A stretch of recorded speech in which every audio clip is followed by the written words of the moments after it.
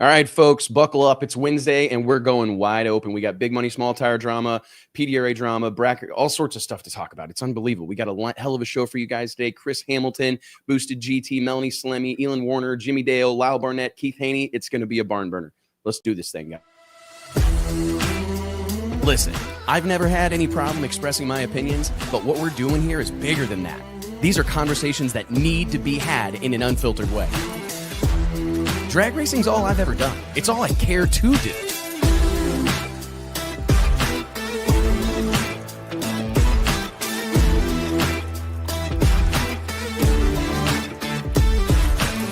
I respect the history, I appreciate how far we've come, but I want more for this sport, and I'll fight for it.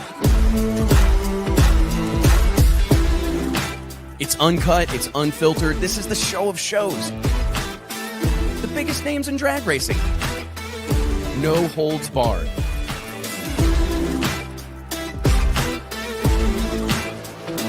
This is the great American motorsport, drag racing. Prove me wrong. I'll wait.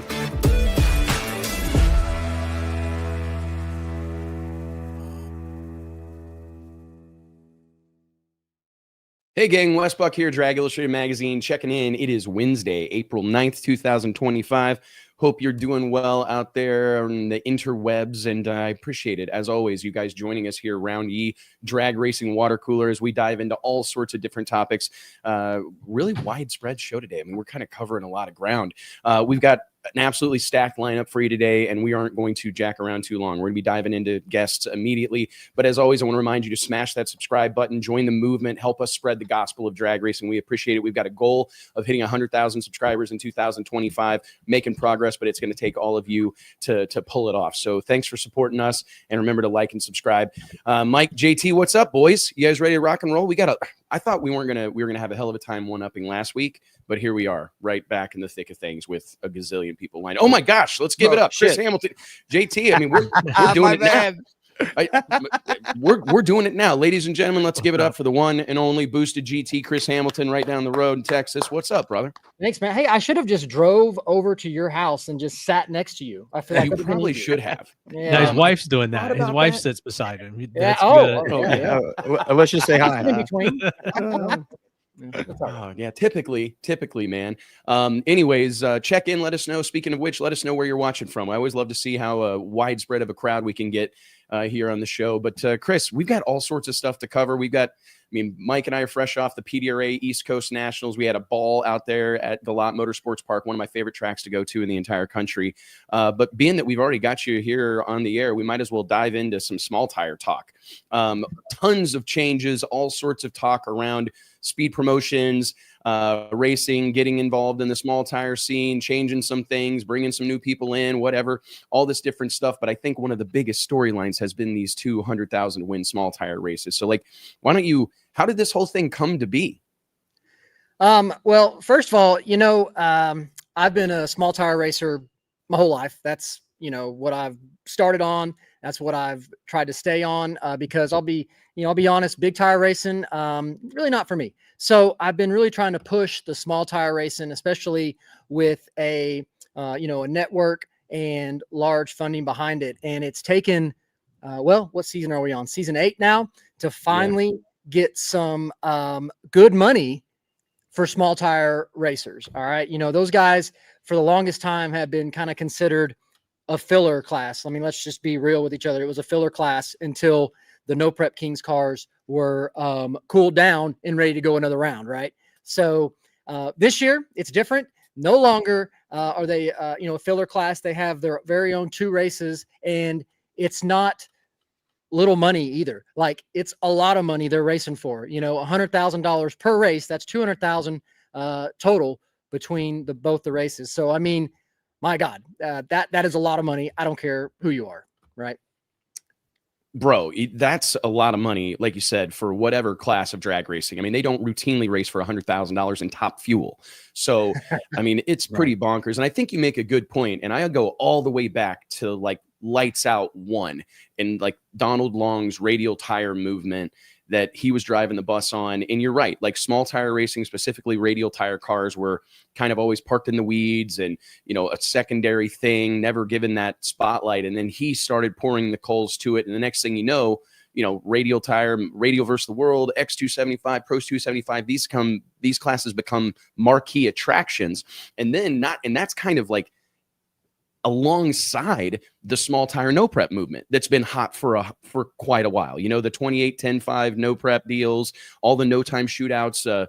I'm drawing blank on his name. Why? Lance Stanford out there, the Carolina No Time series, all these different things. Jimmy Dale, who we're going to be hearing from in just a little bit. There's so much movement in this space right now. And I think a lot of it's driven by there's tons of places to race.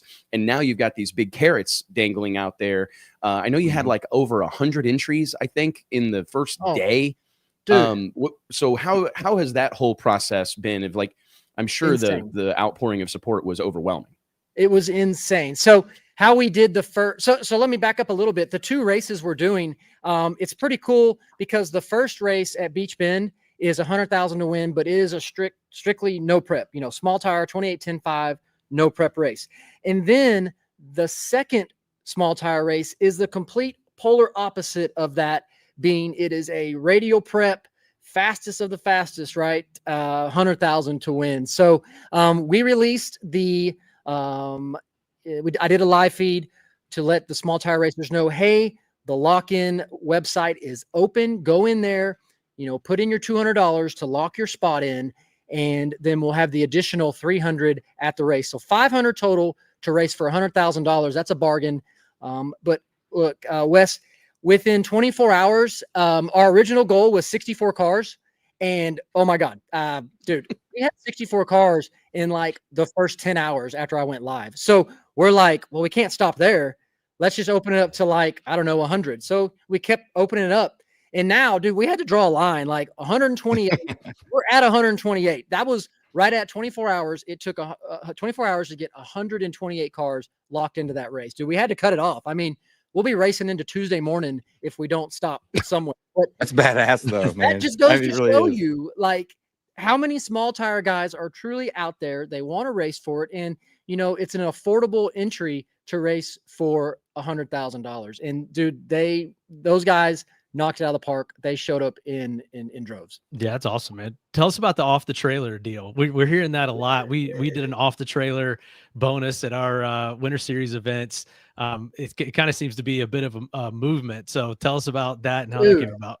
So off the trailer, man, I have been a proponent for that ever since I started racing, way back to the days when me and my buddy drove all the way to Chicago for the first COTS race. It was off the trailer, had no idea what to expect, but that adds an element into it that you have to be on top of your game. So, you know, some of these guys that have, you know, a lot of the backing, a lot of the high dollar tuning, if you give them a couple hits at the track, dude, they are going to run over the field. So off the trailer truly is like the fastest guy has a higher chance of, you know, missing the tune-up and spinning and having the slower guy go around him, go rounds and win all the money. Dude, I love off the trailer racing. I think honestly, that's how everything should be, unless you're racing NHRA. You know, I'm a pretty big proponent of it as well. One of the things, like when I was growing up, my dad at my dad's repair shop, he would like build engines for a lot of these truck and tractor pulling guys. And I always like struggled to wrap my head around it because they would like tow across the country in one pull. That's it. Dude. You know what I mean? Unless there's a pull off, they're going to make one lick. You know what I mean? And I'm like, because I would always be trying to convince them, like, dude, you need to buy a race car. Like, you need to go buy a drag car so you can at least go to the track and make a bunch of passes. But it's cool the way things have evolved, because that's kind of like, that's what I mean, a guy may tow to Beach Bend, make one lick and go home. You know, it adds to this element of excitement. But do you hear any like pushback from guys that want to make, like, that are trying to go make 8 runs or whatever this weekend and, you know, get their kicks going fast or whatever? Yeah, I hear pushback from the really fast guys. I mean, it just, you know, it's just like across the board. It's like we're working to equalize things, and this is one of them. And the sport's just gotten to that point where you have to implement these things. I think small tire racing as a whole is a reflection on this. It's trying to limit no matter how much money you've got, the tire is the limiting factor, or the number of runs is the limiting factor. Yeah. And we're constantly like searching for these things to create limiting factors. And so I'm all for it, but yeah, I'm not surprised you got pushback. Yeah, it's all good, man. And for example, you can take, the No Prep Kings NPK class, the big cars, they get test hits on Friday night, right? That's how it's always been. And, you really see the cream rise to the top, because if you get them a couple licks on the track, dude, they are going to figure it out, and they're going to go as fast as possible. So you got to catch them early. Right. But I like the note off the trailer stuff, adds that element of, you don't know what's going to happen. You're right. You may drive 1,000 miles and just miss the tune-up and you're going home. But hopefully you stay and watch the rest of the race. But, that's going to be your day. 100%. But we run into this with the winter series, where we're kind of facing this conundrum of, you want to offer testing because you want guys to be able to make some runs and get their stuff ironed out. Excuse me. But at the same time, you also, like, not everybody can do that. Not everybody can take the whole week off of work or whatever and go make runs Tuesday, Wednesday, and go into qualifying with a full head of steam. A lot of guys are having to unload the stuff and go right into qualifying. And I do think it's a great leveler of the playing field. I mean, it's a great way to give a guy a shot, that maybe doesn't have the super, the Steve Petty or the Mark Savage or whomever calling the shots on their hot rod, or they're doing it themselves. It narrows that gap, which is really, really important. I think, that's what is, you're setting the stage for like a huge underdog story. And that's what you want, somebody that nobody expected. People love it. People love it. Yeah. What are some of the names? What are some of the names that we can expect to see out there? Or can you drop any yet? And you're gonna be racing, right? I hope to be. It all. I always say I'm gonna race, and then I never end up finishing my car. And then it's been the story for like the past 3 years that I never finished the car somehow. And then I finish a car and then I sell it. So I really need to figure out like a different strategy on this whole deal. But yes, the plan is the smart side of it. Yeah. Well, I guess, right? Yeah. Sell them, make some money, and then it's not costing me nothing sitting there, not going anywhere. So yeah, then promote a race. I mean, yeah, you're doing it right. Yeah. That makes sense. But I can tell you, you think, whoever fast no prep guys on a small tire come to your mind, they're going to be there. I've seen the lock-in list. I will say probably arguably the fastest no prep small tire car in the country, the Preston brothers, like, they're going to be there. They've already locked in. They were one of the first ones to lock in, dude. They're excited. But I really think this will be a small tire no prep Super Bowl for the year. I really, really do. Just based on the type and caliber of cars I'm seeing showing up, dude, it's going to be insane. It's like, for me, I'm going, could this be and I'm not saying it needs reinvigorated, but I do think that this is something that could pour some fuel on the fire, so to speak, because like you said, the No Prep Kings brand and Speed Promotions Racing, as it's known now, I think it was kind of rooted in that big tire world and whatnot. Absolutely. And there's a lot of movement in that space, right? A lot of guys doing different things, building purpose-built cars for Pro Mod or for whatever else. I think this like swings the door wide open for maybe a new era. Like, we've all kind of wondered what the next chapter of this book was going to be.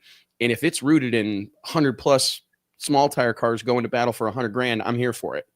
Yeah, I'm here for it too. I'm ready for it, man. Dude, I'm just excited and happy that the powers that be are taking a chance on this. And it's already proven that the chance they've taken on this, the cars are there. We're what, 2 months out? The cars are already locked in there. And there's people that are trying to get the alternate spots just in case someone doesn't show up. Like, that's there. So, that's what they've been worried about, because throughout the years, some of the races at some of these tracks have had a low small tire car count. And, if you're racing for $5,000, which that's a lot of money to me, shoot, I'll race for 5,000, but some people aren't going to drive 1,000 miles for $5,000. So I get that side of it, but this just shows that there is truly a lot of interest when it comes to small tire racing. It's there. What do you make of doing it at Beach Bend? Because like, you've got one at Beach Bend, one at Galat, and they're both like what I call Saturday night drag strips. They're awesome spots, but I am curious, like, what, was, when you look at the lay of the land, did you choose those tracks? Like, is there something special that, like, does Beach Bend, do you think it presented like a special opportunity, or it's just a great place to race? Or, what's your take on the venues? Yeah, man. Look, I'm ready to win 100,000 and then go sit in the wave pool. I don't know about you guys. Like, that's what I want to do. All right. Or ride a roller coaster. Like, that's what everybody wants to do. Right. So you win some money, you ride the roller coasters that are right next door to it. But no, honestly, we looked at the schedule and, looking at different tracks, the no prep race, I wanted to have it on a track that, Beach Bend can get very good. But also we've seen in the past, like if you don't prep it, it can also get a little sketchy. Right. So we wanted to find kind of the happy medium, right? You go to like National Trail, which is a great surface and can get very fast. I mean, that was on the table, but ultimately we decided on Beach Bend. And then you look at the radial race, dude, Galat is insane when it is radial prep, dude. That track is fast. And that's what we wanted, the fastest of the fastest surface that we can possibly find on our schedule. So that's just kind of how it fell. That was our options, and also, we have the whole, 7 race championship. That's the big tire race as well. So we're kind of having to fit the small tire stuff, into the pie, so to speak, of places available. So those 2 events, Beach Bend and Galat, there will not be big tire there, or will there as well? There'll be an outlaw big tire. Okay. You know what I mean? Like it's not going to be the main, like the championship, right. 40,000 to win. Those won't be racing on those weekends, but there will be a big tire class, which heaven help them at Galat, because they're going to have parts strung all over that track from when the tire shakes into oblivion. But hey, they'll have a class. Hey, they've gotten Isn't that better the truth, at adapting to that. I mean, I think that we talk about that. We had that at US Street, radial back to, big tire prep or the 2 cars kind of doing that dance between the 2. And I think that racers as a whole have gotten better at adapting to that.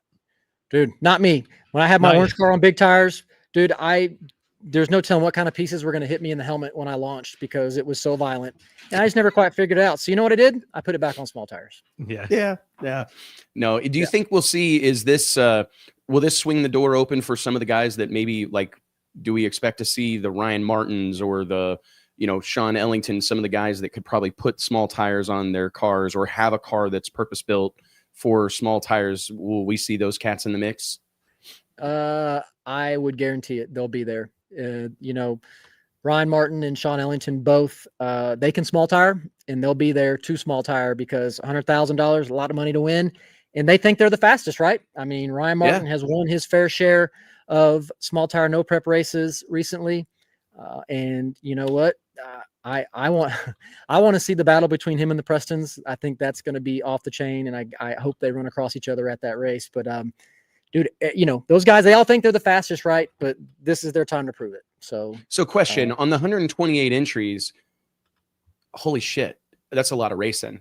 So how many rounds chip is draw that? all the way through? What is that, 7 rounds? No. Yeah, something like that. My God. Yeah. That's a lot. Whew, I hope people brought So you'll rods chip draw all the way through, though? What's that? Chip draw all the way through? Oh, yeah. Chip draw all the way through. And this touches back on your off the trailer stuff. Obviously, if you're building a bracket like you guys do at the pro mod races, it's tough to do off the trailer because you got to have qualifying. So, with this type of style racing with the chip draw, we don't have to have any type of qualifying. It's just you get who you get and don't throw a fit and hope you got enough. So. Oh, it's going to be badass, man. I can't wait for it. And it's also relatively, I think big news that they're adding Lil Gangsters to, Lil Gangstas. Yeah, Gangstas, man. Heartache. Where's JT? Bring JT on. Bring JT on. JT, where'd JT go? JT's gone. There we go. Oh, there he is. Man, look at this chain. Shit. I left mine downstairs. My back's getting sore. Mine's right here behind me. I need to put it on. It's part of my swag. Oh, I see it. Yeah, I see it over there. Yeah. You better put it on. Yeah. So Jimmy Dale and Poland in the mix with Speed Promotions. What's your take on that? I'm personally really excited to see, and I know they don't like when I say this, but like an index class, but that's a great, it's one of the sexiest things happening in drag racing right now. And it's cars that run 530s in the 8th mile. I think it's just introduced our sport to a whole lot of people and given a whole lot of people that have kind of budget friendly or entry level race cars a chance to be a part of the cool kids club. Man, crowd loved it. Yeah. Pro mod. Yeah, you bring up such a great point because, we've been talking about $100,000 to win small tire races. We've been talking about $40,000 to win big tire races, World Series of Pro Mod.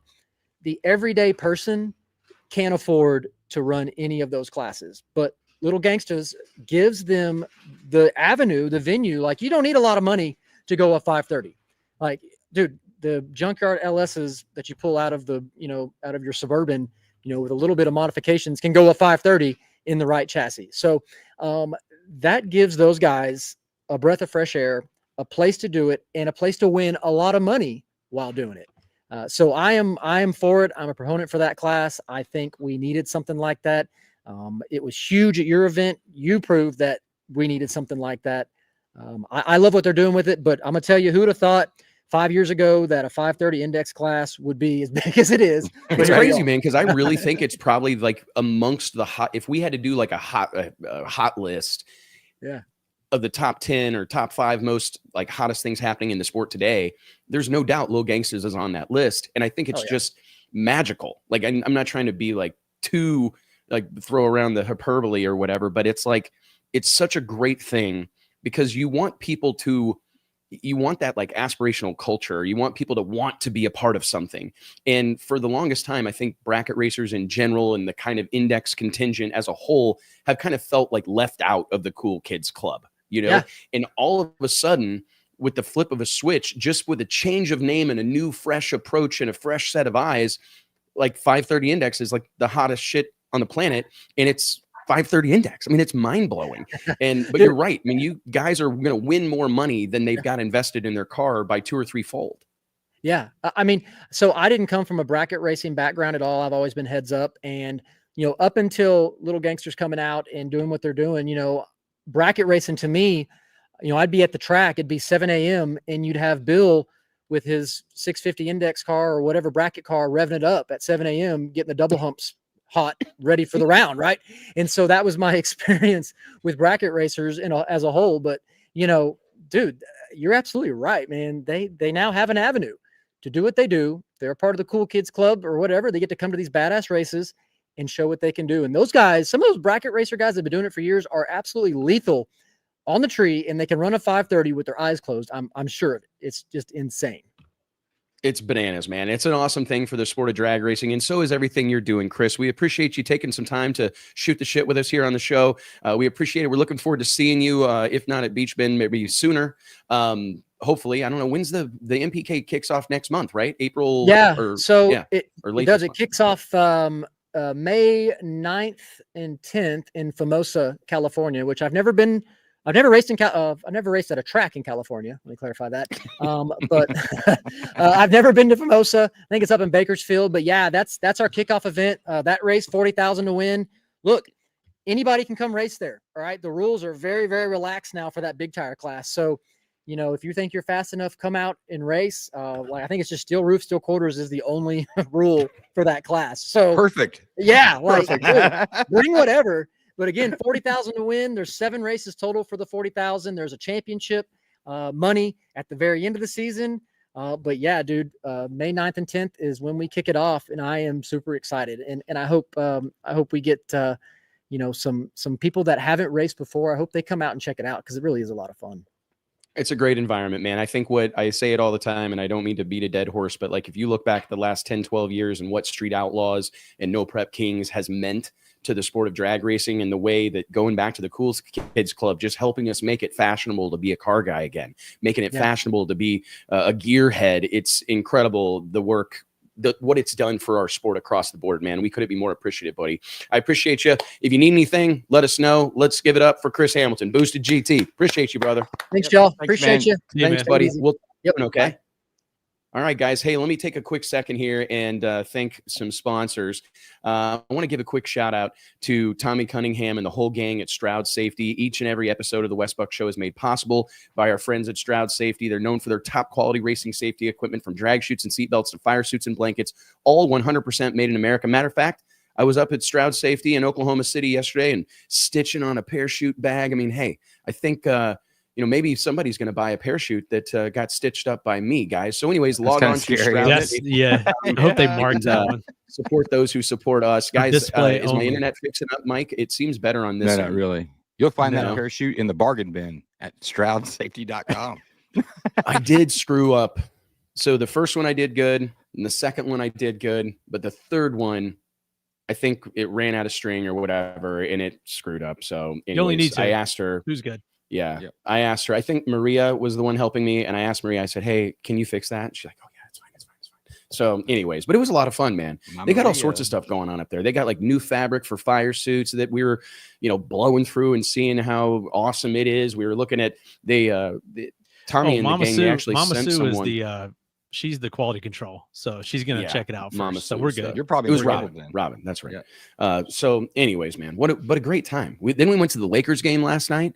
We went and saw the Lakers play the Thunder. Tommy and I went and hung out and sat around and told stories and talked about drag racing. It's like we really like this stuff. You know what I mean? We literally talked till midnight about racing. But anyways, guys, well, hey, let's continue on with the show. We've got one hitter after another lined up, an absolutely dominating performance at the season opening PDRA East Coast Nationals. She really made her mark out there, not only with the performance of her Camaro, but her performance behind the wheel. I think her average reaction time for the weekend was like an 0.15. She's absolutely on fire right now. Let's give it up for Melanie Salemi.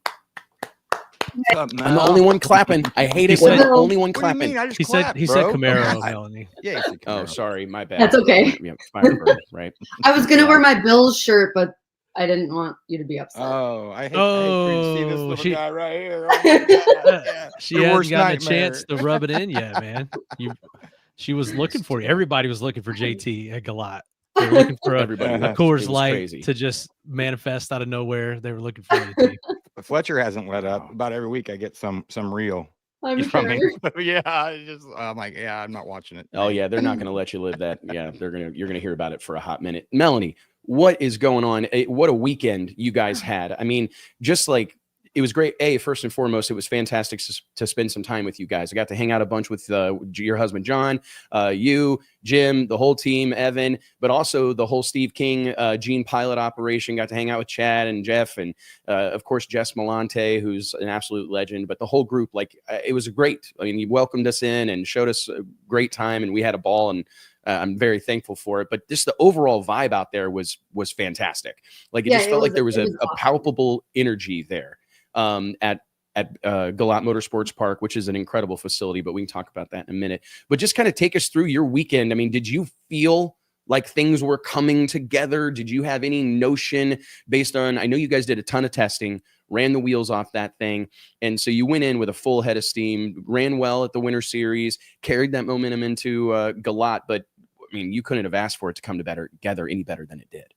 No, it was really great. And if you would have asked me while we were testing on Sunday how I thought the weekend was going to go, I had a little bit of mixed emotions because we were testing. So we weren't just going blasting down the racetrack every single time. So it was, as the driver, you always want to go and make perfect runs, but my guys are always trying different things to elevate our team. So I have to put that aside and go into test mode. So like I said, if you would have asked me on Sunday how I felt going into the race, I was a little on the fence about how we were going to be able to perform. But when we went into qualifying, that kind of went away. And what I had to do to keep myself calm during all of the other qualifiers and eliminations, I just kept telling myself, this is just like another qualifier. You go up against all these people all the time. It doesn't matter. You've been faster than them in qualifying, so why can't you be faster than them in eliminations?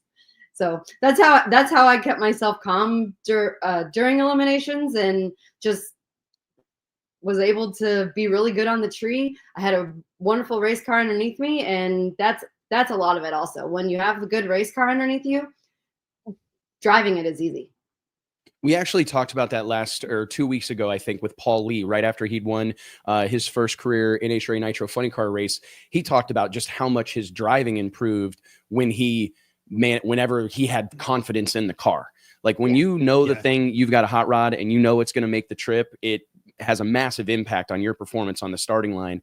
And I can't imagine, like, the way you guys have been running to show up there. Yeah, you should feel. We saw that in the finals. 001 in the finals. I mean, well, I guess you were taking a page out of Ken Q's book. He did that at the Winter Series also. So, and speaking of the Winter Series, we kind of heard some talk in the pits, some guys, making their debut for the season versus everyone else that ran the Winter Series, like you guys, Steve King, who faced off in the semis. It seemed like everyone that ran the series with us obviously got the season started off on the right foot, and they had that data behind them and are kind of 3 races into the season, so to speak. I know there's some changes in weights and rule combinations versus what you guys run at PDRA, but just speak to that, like how that dynamic has changed running the winter series and then going into PDRA, and how does that set you up for the season versus maybe how it's been in years past? Well, going down to the winter series, you also have to remember that the track conditions are completely different down there than they are what we're used to at PDRA. But John, knowing how to run a car on those tracks, and then obviously knowing how to run a car on a PDRA track, because that's what we've done for the last 10 years, he knows how to compile everything together so that it works. Do I want to say that what we did during the winter series helped us here? I'm not sure, because we were trying some new things, and like everyone keeps asking me, why do you guys test all this stuff? Why do you try this? Why do you try that? Well, it's our business, and if we don't try the next thing, we don't have anything to sell. So we have to continue to innovate. And like I said last night on the Shake and Bake show, if we don't innovate, we don't get any money, and then we can't run our race car. So we have to do that, and I have to sometimes step back and remember that what I'm doing is the face of a bunch of different companies. And if me as a driver can't take that and like just put it in my back pocket to go out and make test runs, then it's not going to work out. So there are times when I'm like, can't someone else test this for us? Why do we have to do this? Well, Stevie, no, it makes perfect sense. Caught that. I caught that last night in your interview, and Stevie said the same thing about what he's doing at KTR. He said he's got the oldest junk that they've got on the team in his car, and that is kind of the sacrifice you make when you're trying to balance between racing and running a business based in racing, selling those parts to the customers that you're racing against or with. So yeah, that's it's that age old adage of like the shoemaker's kids have holes in their shoes. You know what I mean? Like it's just, it's kind of the nature of the entrepreneurial journey, is that you've got to put your customers ahead of yourself. And it is hard to do. I mean, we talked to John about it a few weeks ago about how much of a challenge it is for him, because he wants to focus all of his energy and all of his mental bandwidth on what his wife's driving, their car. You know what I mean? But he's also, trying to figure out how, moving forward, like he's also got to like pay attention to all these customers and make sure everybody is getting as much of his time as he possibly can. But I going back to our initial point, or Mike's initial point, what I feel like we saw was people that were like already in the routine of racing. I think it's like even what doesn't translate in setup, I think is probably offset by just the magic that happens when you're together as a group, more frequently. I mean, I think a lot of teams went into this, went into the PDRA season opener and like, man, we've been on the road, we've been racing, we've been doing all the things that we do. There was no big, multi-month layoff. We're still in rhythm. And I think we saw that. I mean, I was, crossing my fingers. You go into these events and, Steve King has been such a great champion for us with the World Series of Pro Mod, as Ken Cartuccio, but he's racing in NHRA. But I went into that event, you're kind of hoping that the guy that won carries that over and keeps the momentum. And both of you were class of the field in many regards. And I'm like, that tells me that there is something to that, just staying in the ritual and creating that harmony that comes when you're together as a group and everybody's fresh and you've kind of shaken out all the cobwebs and blown the dust off of everything. And now you're right back in race mode. So I'm anxious to see kind of how that continues throughout the PDRA season, because I mean, Pro Mod is a meat grinder right now. What do you make of just the overall? Chris Bell, I was talking to Chris Bell of Kinetic Engineering over the weekend, and he said something to me that I thought was interesting. He goes, I think Pro Mod as a whole, from, soup to nuts, every different sanction series that's involved in this whole deal, is stronger than it's ever been by like a considerable margin. We saw healthy car counts in both Pro Boost and Pro Nitrous. What do you make of just like the state of pro mod? I mean, as you said, you've been a part of the PDRA scene for a decade now. You've done NHRA, you've done these other things. Just looking around at the state of this type of drag racing, what's your thoughts? Like starting now, you could go and race your pro mod every weekend if you had the time and the money and the means to do it. Me as a driver, I would love to be able to be in the car every weekend, because then you stay fresh and you stay on your game. And there's been lots of times when I've said to John, man, it's been quite a few weeks since we've ran the car. Like, I'm going to have to remember how to do this again. He goes, you're not going to have to remember how to do it. You know how to do it. It's all muscle memory for you in the car doing your routine. But like, I feel the more runs you make, the closer together, the more on top of things you are in the car. You aren't as behind. Obviously these things are crazy and they have a mind of their own sometimes. So you have to be pretty in tune with your race car to sometimes get it down the racetrack. And like E1, if I wouldn't have been where I was at that point, I probably would have lost that race. So the state of pro mod is like something that I don't think drag racing has ever seen before. Like, yeah, sure, you can go and bracket race and you can do this and do that, but like, you could never go to basically big money races every single weekend and run your pro mod car. There used to be the IHRA, and that would be once a month, once every 2 months. The NHRA once every month, once or twice a month, whatever. But what we have right now is something really special. And I think that it doesn't matter where you go to race. The competition is second to none. Go to the Midwest, you better be on your game. You go to a local quick 8 race, you can be guaranteed there's 8 quick race cars there, and you better be on your game. PDRA, that's just mind-blowing to me how many fast race cars are there. And if you don't have a weekend like I did, you're probably going home early on. And it's crazy to say that 100%. because it's so far and few between that like it doesn't really happen. And for us to have the weekend that we had, like we've had one other weekend out of my whole entire racing career that was like that. And that was years ago when we set the record at the World Finals and qualified #1 and won the race. But like that doesn't happen very often, if at all, throughout people's drag racing careers. It actually happened a lot this past weekend, which was weird. Tim Papp won from the pole. Who else was #1 qualifier and won the race? I think you obviously, and then there were 2 more off the top of my head. Blake. Yeah, Blake Denton. So there was a lot of that. Yeah, there was a lot of that going on. And yeah, it's crazy out there. Like I haven't been to a PDRA race. I don't know that I went to one all of last year. And going to Galot, I had not been to Galot in about 5 years. And just rolling through and seeing people pitted, like when we turned off the road and turned onto the pit or the racer entrance, there's like a trailer and a motorhome like right there. And I'm like, oh, they're still parking cars, I guess.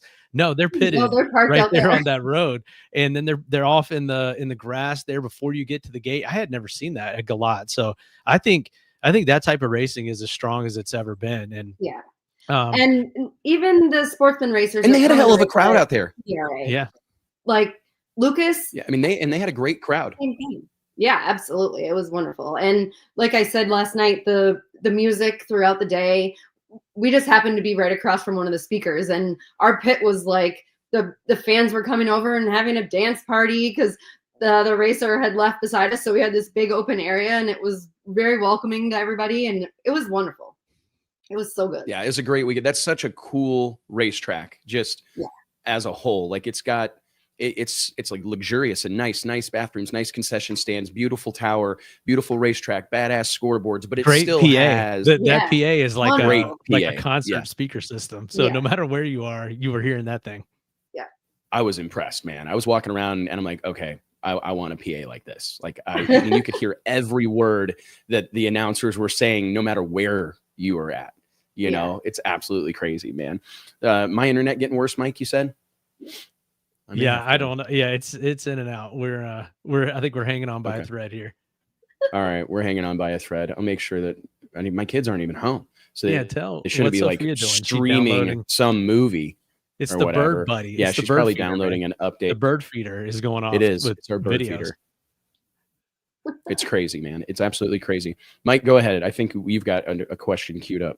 Yeah, we were talking about you and your husband. We were talking about the streak that you guys are on. I mean, between the Steve King car and then back to World Series last year, winning with Derek Ward, and then you come out, both cars in the semis. You race each other in semis. I mean, we really thought Steve King was going to carry that momentum from World Series all the way through. But just in general, we're just seeing your whole brain trust in that team just seem to really gel. And I mean, what's that like, I guess, navigating that, but also as a family? You've got your son, you've got, this whole family dynamic, and you guys are racing a ton. And a lot of times going racing is a little bit of a way to make the heart, absence make the heart grow fonder type of thing, where, you go race on the weekends, maybe the family doesn't come, you go back, it's a little bit of a break, a little bit of a vacation maybe, but you guys are doing all this together all the time. So what's that been like? And as things grow and change, Evan's growing into his own. John, I feel like is at the top of his game. How has that dynamic changed over the last few years, and you guys balancing that? The dynamic of our team has changed a little bit. I mean, obviously we all are still together. Jim is still there. John, Evan, Lucas, Eddie, myself, Katie. But like you said, with Steve's team being so close to us, if they need help, Evan and Eddie, they'll run over there and help them. If we need help, they come over and help us. We had parts from their trailer on my car, and I was joking with Steve. I said, hey, I have to race you. You don't want your parts back, do you? He was like, no. So Evan has definitely taken over a much larger role as he's aged. And that's also part of our business plan too. Like Lucas and Evan are 100% involved in the drag racing stuff. And we are building our businesses so that they have something that they can continue on with. Evan has blown us all away with his smarts and how he retains information. And Jim was a really great teacher for him. I mean, there's sometimes when I'm like, you're acting like your Uncle Jim. What the heck's wrong with you? But it's all good. And it all works out in the end. He's still a young male, and he's coming into his own, and it's all good, and everybody's prospering. So it to me, it couldn't be any better right now. And even with Paulo racing in RVW, John and Jim go and help him, and that's their outlet. Paulo's always saying, hey, are you going to come to the track? I'm like, heck no, I'm going to stay home. The boys are going. And then we forgot about that too. I mean, that's another feather in the cap in this run that you guys are on. I mean, I'd say you guys are at the top of the heap right now as far as performance across all these door car combinations. I mean, it's been a really incredible start, or I guess off season, and now start to this season for you guys. And Jim and Mike Stawicki set the table, and we are just eating it up. They're obviously still a huge part of what we do, both of them. And I can't wait to see Mike back out in his car. And I'm sure it's going to be this year at some point, but he's really busy building engines for our customers also. And Evan's taken a little bit of that and started to assemble engines for our car and stuff like that at the shop. But like I said, if it wasn't for those two, going through hell to get to the racetrack, even just get the car into the trailer, we wouldn't be where we are today. So I have to always thank them, and even my father for putting me in a junior dragster and a top dragster, and living the same life basically, as we are with our kids. Just keep pushing and pushing and pushing, and good things happen. I think it's pretty amazing, man. Like, because it's to be able to do this is one thing, but to be able to do it with your family is like an entirely different thing, you know? And I just think that that's honestly, it's cool to how much of that exists in drag racing, right? Like there are tons. I mean, I think about the Franklin family, right? I mean, everybody's racing something. Family. Everybody's involved in something. The Tanner family. The whole PDRA deal is family based. I mean, you would be hard pressed to find. I bet there are more, you know, second generation racers out there or family racing operations than anything. So that's a huge core for them, and you see that out there, and you guys are doing it at the highest level. So we'll see you. We'll see you at VMP and see if you guys can continue this momentum. It would be really I can't awesome wait, man. to Are you as fired up for VMP as we are? Mike and I are like, absolutely. can't wait. Yeah. We did make a pact that we are not going to change our program from what we started running this season to the end. So I am definitely pumped for that. And our marketing partners should reap some benefits from that as well. So did you like shake hands on her? Did you make John sign something? Because it feels like I don't know. I have a funny feeling I'll show up and it'll have a 12 speed and a jet engine and whatever. No, I'm sure he wants to keep everything the same as it is right now. But like you said, we do venture out a few times a year to go to some different races. Like we're gonna have a race at Empire Dragway. It's just going to be a pro mod race, and I think it's going to be in July. But typically we would go to something like that, and we would take advantage of the rules that were set, and we would change our combination and try to go out and run fast and be the hero at the home track, right? But hell yeah, if we go anywhere, we will not do that this year. Yeah, I think it's wise. Yeah, the last thing you want to do is like get off you in say left that field. now. You say it's that. Gonna show up. It's kind of a small block or a roots blower or something. Watch. Don't get me going on the roots blower. No, it's awesome. Well, Melanie, congratulations. Seriously, it was great to see the way things unfolded. I hope you're as proud of yourself as you should be, because that was a master class. That was an absolute clinic. You got everybody's attention, I promise you. And we're anxious to see what happens next. And like Mike said, I guess we'll see you in just a few short weeks at Virginia Motorsports Park. Yeah, I can't wait to get back behind the wheel. I said to John yesterday, I said, I wish we could drive again right now to the racetrack and I could make more runs to see if like I could keep going. So well, that's the hard part when you have an awesome weekend like that. You want to just keep going. Whereas if you're having a terrible weekend, you need that little break. So we'll see to keep the momentum rolling. Thank you, Melanie. Let's give it up. Melanie Salemi, guys. Thank you. Thanks, Mel. Appreciate you. We'll see you soon. Okay, sounds good. Thank you. Thank you, Melanie. All right, guys, I want to take a quick second here and remind you that each and every episode of the Westbuck Show is made possible by way of our friends at Applied Racing Technology. ART, based in Clearwater, Florida, has spent more than 2 decades earning a reputation as one of drag racing's top names for quality parts and award-winning service. These guys live and breathe the sport of drag racing. They are also committed to giving back. They've sponsored some of the biggest races in the country, work with multiple world champions and top-tier tuners. So if you're on the hunt for world-class components and expert guidance for your race program, you got to check out our friends at Applied Racing Technology. Applied Race Technology, show them some love and support the people who support us. Mike, I've got an idea real quick. I may turn this deal over to you and Jimmy Dale real quick, and I'm going to restart my internet. Or do you want me to continue rolling? Is it that bad?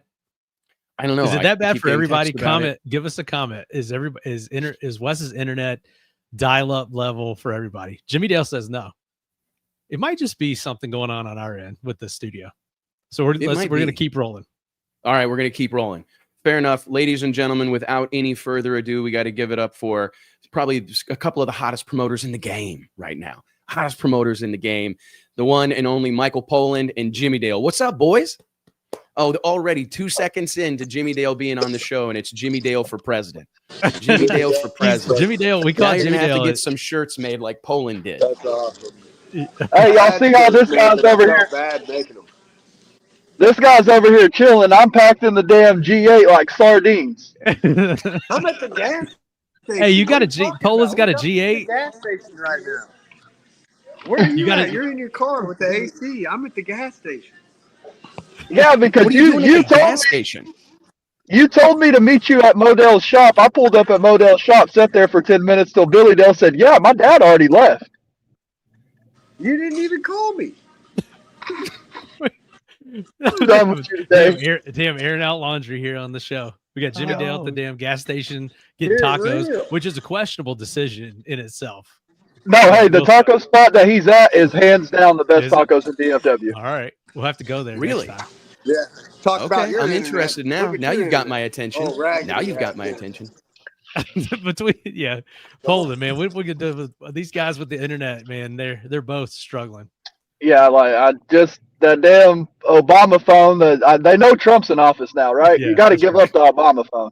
You got to give it I up. took them all back. I got to give Poland some love. I didn't know he had a G8, man. I had a G8 for like 10 years. I got rid of it. Yeah, Good. I love it. And gapped Tom's Corvette. I treat him and gapped him. Is it a GXP or a GT? GT. Nice. That's what I had. What color is it? Black.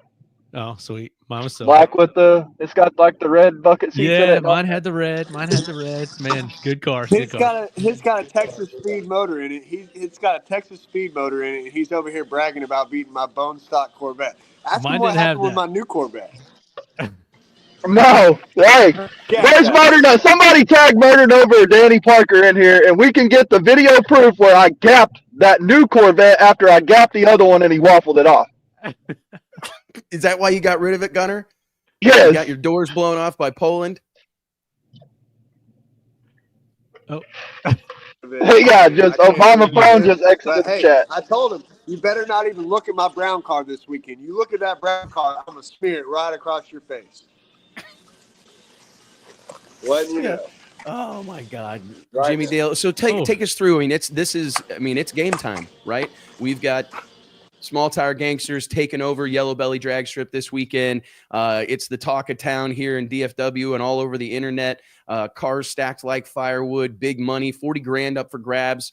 It's kind of take us through the lay of the land, man. What's the rest of the week going to look like for you guys? We got 10 classes over 3 days, so it's going to be a madhouse. Thursday, I think, is going to be crazy. Bringing the 26s down to Texas. You know, we've seen a lot of 26-inch racing up in the Northwest and all of that, and it's done really well. Initially, when we made the announcement, we didn't have any interest on it whatsoever, and over the last week, it seems like every small tire car in the state of Texas and surrounding Midwest areas have put 26s on their cars. So that'll be interesting to start the weekend out. And then what about 28, 10, 5? I mean, you've got hitters coming from all over the place, man. Drop some names on them. I've got the Studebaker, Brandon Santaline with the Studebaker, Ryan Mitchell, Charlie Brown, the 10 Soldier Boys, they're on their way. The Snot Rocket, Philip Canaday and Brian Adams. They've got the Coon and Snot Rocket cars, a Chevelle and a Camaro. They're from somewhere up north. I couldn't even tell you. Who else? Brandy Hubbard. Pretty much all the small tire, no prep hitters. One spot, one time. That's when the magic happens. How important is it to do this race at Yellow Belly? Like, I'm sure at this point in time, I mean, we just talked earlier with Boosted GT. You're going to bring Lil Gangsters to Beach Bend, going to bring Lil Gangsters out to the East Coast. I think maybe California as well, right? But what do you make of, like, this event just seems like it lines up? Like what you guys do and the attitude that you bring to what you do, it just fits like a glove on Yellow Belly. What's the name of everything? Small Tire Gangsters. Doing the event. Go ahead. What'd you say, Jimmy Dale? You may have to leave the gas station, old boy. You take it, bub. Ask them if they got Wi-Fi. The whole deal with Yellow Belly is like that is the most hood track in America. That's what everybody calls it. It is the hood track in America. It's the gut, Yellow Belly, whatever you want to call it. So bringing that gangster vibe there, you know, we've got Big X the Plug and Young Dolph blaring in the staging lanes, dudes getting strapped up. Like, you're not going to get that anywhere else besides at Yellow Belly. Like, I mean, you're racing down a cage. Like, I try to picture it like the UFC. When two guys go into a cage, one of them's going to walk out a winner. Well, when two cars pull up in the water box at Yellow Belly, you're fixing to go down that cage, and there's going to be one winner come out on the other side. It's pretty amazing, man. I actually cannot wait to get out there tomorrow. I've never been. I am gotta go. Genuinely excited. Next time I'm down there, we got to go, man. The place is lit every Thursday night. Yep.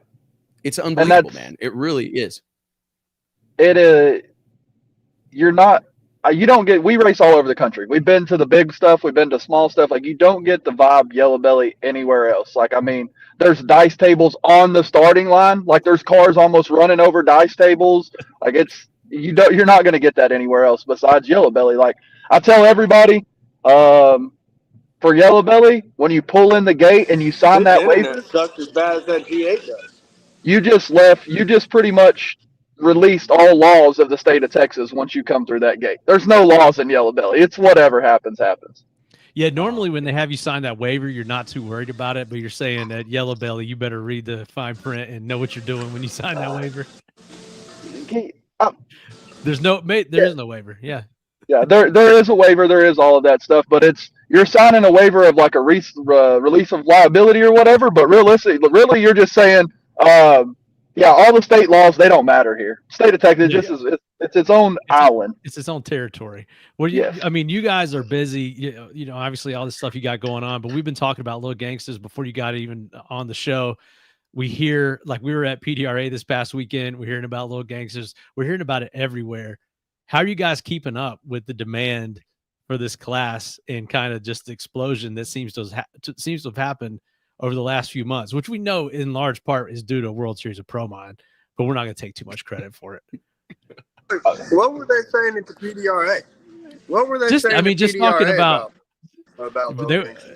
just talking about the class at World Series, and just I had a lot of positive feedback. Like, I had a lot of guys come up to me and be like, "Man, that deal was cool. Did you see that? Well, just that one car that had a turbo mounted where the rear view mirror is supposed to be, or what I mean? Like, all these like comments on the cars, comments on the energy, doing backflips. It's everywhere it's just turn. It seems like it's being at least talked about as being included with XYZ event. It's like the hottest thing to be added to an event. So what's that like for you guys? It's a lot to keep up with. I will say that, you're constantly trying to put the toothpaste back in the tube, if that makes sense. Like, it's a constant, like, trying to shove it all back into the tube. It's gotten to a point now where it's almost uncontrollable. Like, there's only so much that me and Tom, two people, that can handle and try to tackle this or tackle that, or we've kind of aligned ourselves with Wes and the speed promotion stuff. Big Jake, we're going to do bear shit only Lil Gangsters at Jake's race. So that brings in a whole new element for that big radial stuff. Everybody at Jake's, you got to have a lot of money to run Jake's stuff. The slowest class there is like bottom fours or mid fours. So to bring in the Lil Gangsters, that gives your blue collar, everyday guys another avenue to come down, but just trying to broaden it to where it's not just no prep, it's not radial, it's not slick tire, it's not like it can be raced anywhere. I think it's awesome. And we were talking about this with Chris, and I'm just kind of curious, like, what the feedback you get from racers, because a lot of these guys, they were filler, right? They're now, this is a marquee category. And I mean, that's a game-changing thing for a racer. Like, you go from one of the guys that's having to run early in the morning and the stands are empty, you know what I mean? Or what have you, or racing for pennies, you know what I mean? Like, it's a total dynamic shift. Do you hear that from the racers? Because now it is like a sought after thing to race, to run that class, to run Lil Gangsters. And like, it's got to have changed the world for a whole lot of guys that, are used to not being part of the show, but now they are the show. They're not part of the show. They are the show. No, absolutely. There's guys that are, we're at World Series of Pro Mod, like prime example. We were in the staging lanes with some of those guys, and they were literally trembling. Like, their hands were shaking. You could see they were visibly nervous because they've never been in that type of atmosphere. And then there was guys that they drove all the way from California to Florida to race Lil Gangsters, got knocked out first round, and they were like, dude, that was the greatest thing I've ever experienced, because there was how many ever people lined down the stands. They've never got to experience that before. So the racers definitely love it. Even when they lose, they still win, because that's not something that they're used to. I think it's amazing. I mean, I really do. I mean, and it's so needed in our sport, because you talk about blue collar, and I mean, these are all, a whole bunch of cars going to be showing up on open trailers, pulled behind a half-ton Chevy pickup truck or whatever, with a couple of buddies and a toolbox in the bed of the truck. And for a guy to be able to race at that level, but be a marquee category, be something that's being talked about. I mean, we've had Clay Millican on the show last weekend, right? I mean, this is like one of the legend of our sport. I mean, these are to be mentioned in the same breath. That's been our mission. Like our mission at Drag Illustrated for 20 years now has been to, a high tide lifts all boats, right? So like early on, it was funny because we actually had a real aversion to like putting any big name racers in the magazine. Like we were 50 issues into Drag Illustrated before we ever put John Force on the cover of the magazine. But I kind of had like an epiphany somewhere along the way that it's like, if I want to elevate outlaw drag racing, I can't segment it. I have to, like, if we're going to go to the big dance, we need a big dance partner. So then we actually strategically started weaving in, like 1 month we'd have a lesser known pro mod guy or some Orska 10-5, Darren Hoyle or Mike Hill would be on the cover of the magazine. But then the next month we'd have John Force or Kenny Bernstein or what have you. And we realized that like we need those guys to elevate all this stuff. It was actually a long time before we ever put somebody like John Force on the cover, if you remember, Wes. I mean, it was all pro mod issues. 10-5, we were trying to really, I feel like maybe do what you guys are doing now. And it's like the tide has turned though, to where what you guys are doing, even up to what we're doing with pro mod, that's what I feel like is hot. And that's, if you were going to start a magazine now and put people on the cover, that is what you would do just like by default. But at that point in time, that was not what you did. And it was all the big stars. But I just feel like, with the way the sport has changed, with the way promoting has changed, the internet, access to social media and the tools that we have now, this is like the product that we're seeing. And you guys, I feel like, are that next generation of that with Lil Gangsters. And we've seen it at World Series of Pro Mod. Like a lot of the guys that came and raced World Series of Pro Mod, they had never seen Pro Mods race before. So that was something different for them as well. You kind of mixed both worlds there, making that happen. But it also was like, even after World Series of Pro Mod, I had a lot of the crew members for the Pro Mod guys reach out and they're like, hey, what's up with the Lil Gangsters class? And that is kind of our target. Like not everybody has the funds and stuff to run a Pro Mod, but the crew guys that work on these cars, they could bring something and potentially, they have something to bring to the table now.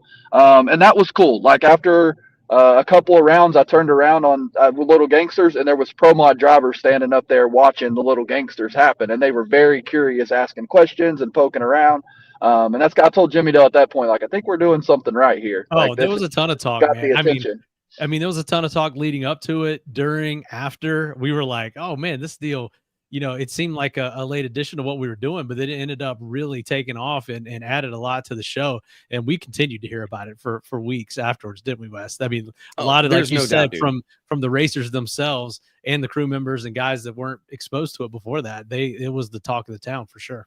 To have something of like a meaningful, like, we've talked about this, Jimmy Dale and I, Barrett Green, yourself, about how hard it is to kind of control these beasts, right? Because there is like a point of diminishing returns, right?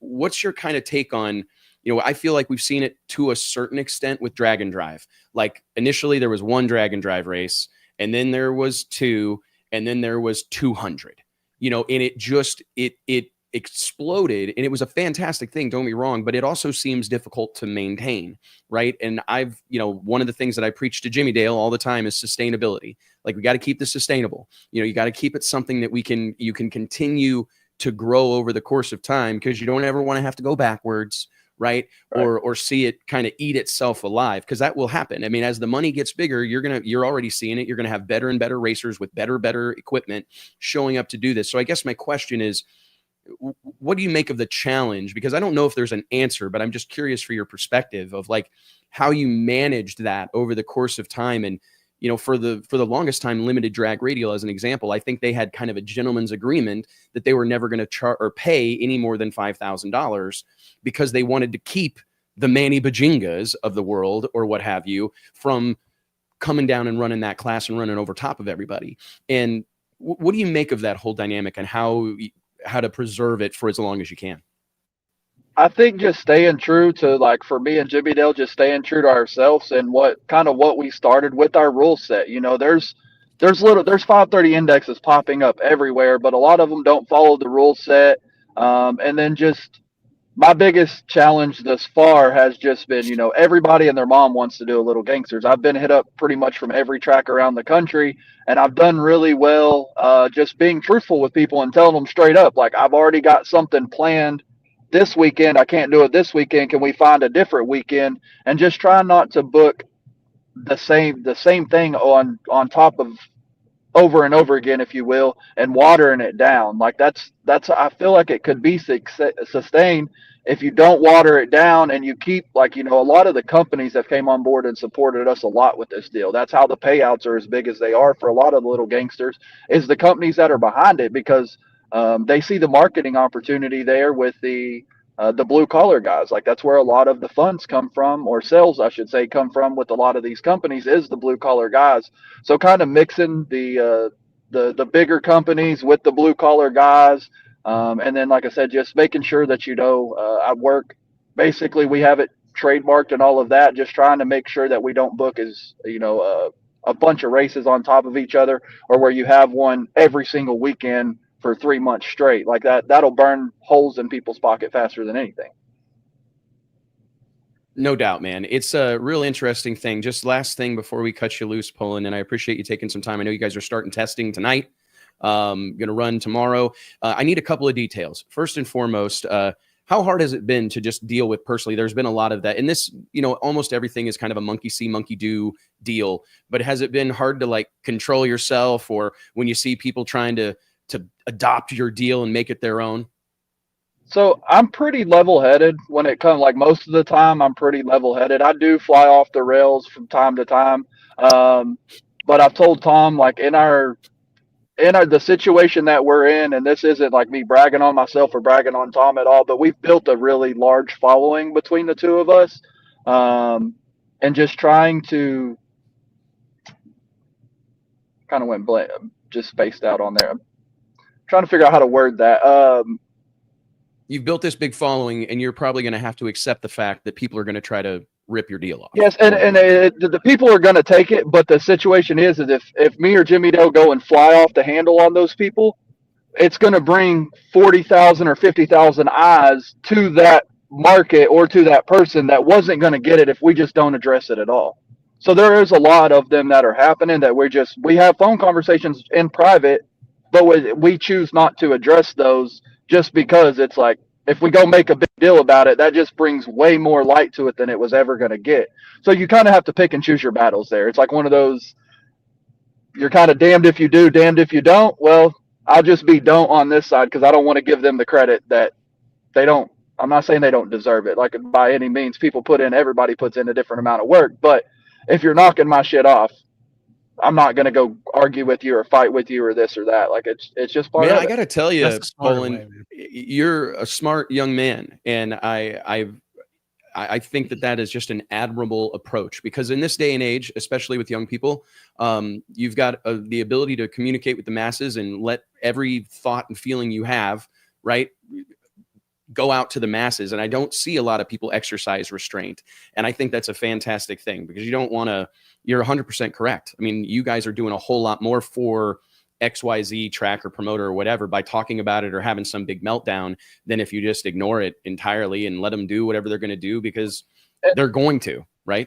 Yeah. And the thing is too, is that there's going to be Little Gangsters. There's going to be this. My only hope is that it brings out more cars. You know, we're seeing cars that haven't been raced in 3 years get the dust knocked off of them because they feel competitive again. So, you know, the local guys for those local tracks, maybe it brings more people out to the local tracks. We get some of this stuff. If I go argue and fight and scream with that person, we don't get that. So, you know what I mean? It's, if they're paying $1,500 or $2,000, whatever it is, it brings a few local people out to the track. I can't be mad about it. It's helping the sport. It's growing the sport. And it's kind of like I told Tom the other day, at this point, we've kind of stood on business, if you will, enough that people know the real Little Gangsters from the knockoff. And we'll just continue doing what we do, continue driving forward. And we're not going to look at the negative and the bullshit that's going on over here. Because like I said, you're just going to give that more attention and more light. And that takes away that takes away from us doing what we're actually doing by arguing over here. You know what I mean? So like it kind of makes the real shit suffer arguing over the knockoff stuff, if you will. Yeah, man, it's like listening to your own music. Like, and I think that that's okay. Lil Wayne always said that he didn't listen to other people's music. He listened to his music because he didn't want to be, like distracted or subconsciously borrowing someone's style or whatever. And I think there's a lot of truth to that, like just staying in your own lane, staying focused on what you're doing and letting everybody else do what everybody else is going to do. And man, I can't wait for this weekend though. Seriously, we appreciate you taking some time with us. Are you going out there, Wes? Oh yeah, man, I'm going out tomorrow night, and that's what I was going to ask. When do I need to be there? Racers gates tomorrow are at 3, spectators at 6. So just call me or Tom whenever you're close. We'll take care of you. Killer. All right, buddy. Yeah, I guess you're close too, man. It's hard to believe that I've got so many drag strips like within an hour of my house. I've never experienced this until I moved to Texas. It's awesome. Yeah, I'm literally down here. I'm like 10 miles from Yellow Belly. I pulled over in the Taco Cabana parking lot because I didn't know if Jimmy Dell was going to make it on here or not because we've kind of been all over the place the last few days. Man, all over the place. You killed it. You killed it. This was good chatting with you. Kind of the I actually think I like talking to you just as much or better. Jimmy Dell. Yeah. I mean, I know I'm better looking for sure. That dude's ugly. That's a low bar, man. But yeah. I mean, we oh, dude. Well, hey, Poland, best of luck this weekend. Be safe out there. All right. And I'll see you tomorrow. Thank you. Let's give it up. All right. Michael Poland. Later, y'all. Appreciate you, boss. Thanks, Poland. All right, boys and girls. Let me take a quick second. I know he did great. I was actually like, I think he did fantastic. Like, I'm like, okay. Poland, we're gonna have him on more frequently. But real quick, let me remind you guys that each and every episode of the Wes Buck Show is made possible by way of our friends at Redline Synthetic Oils.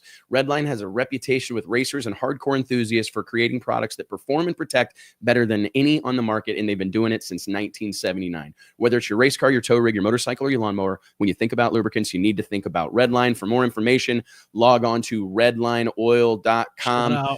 Michael, shout out Mark Beatty. We got to see him and shout out Mark Beatty. Got to hang out with Mark Beatty this past weekend at the PDRA race. I really felt like we got a lot of solid FaceTime with a lot of folks. We did on the starting line. On the starting line was really the place to do it, man. That was like, but there was someone that I was looking for. Who's that? And never got to talk to, and now here we are connecting on the World Wide Web, so we can see one another's faces. Yeah, I saw him, but at that moment I didn't want to go talk to him because it was when his car shut off. What was it? Yeah, well, let's get him on because I can't remember what round he won. But what up? Crazy. When did you, ladies and gentlemen? Lyle Barnett. What's up, boss? What's up? What's up, dude? No, that was Q3. Q3. That's right. When I was sitting on the bump and needed to make a good run, and it goes up there and has a problem, and we have to back it off. And yeah, that probably was good call. Not the right time. I might have said some things. It is what it is. Shit happens. Yeah, you know, at Galat, you gotta like back if you're in that right lane, you gotta back over there by the tractors and like wait for everything else to clear out. Yeah, and you're just standing over there with your shit parked up behind everybody. Fucking sewer. Yeah. Terrible. It's a rough spot to be, man. It really is. But hey, all in all, a great start to the PDRA season, in my opinion. But boy, oh boy, did you find yourself getting shit stirred up on the internet. You don't even race a nitrous car, but you had a strong opinion. For those that don't know, there's been much controversy over the course of the last couple of weeks, and we kind of debated how all we were going to handle this, but it's got people talking, and it's got people talking about pro mod, and I don't think that that's ever a bad thing. Jim Halsey made headlines in recent weeks announcing that he was not going to defend his title. Four-time PDRA Pro Nitrous World Champion was not going to return in 2025 to pursue a repeat championship. Was going to focus on big money races and else racing other opportunities. And I'm just kind of, is the national anthem going? Or somebody sending one? Where are you at? I was going to say I'll apologize, but I won't because I'm not sorry that you can hear the sweet sounds of an American drag strip operating on a Wednesday afternoon. He's down there testing, man. Rockingham. Stretching out the legs. Yeah, we can hear you. He's stretching out the legs on old Mason Wright's car. Yeah, man. Mason obviously lives in Texas. Justin Elks and Modern Racing, who I drove for in NHRA when I came in to the NHRA, needed somebody to drive the car, and I never, ever, ever say no.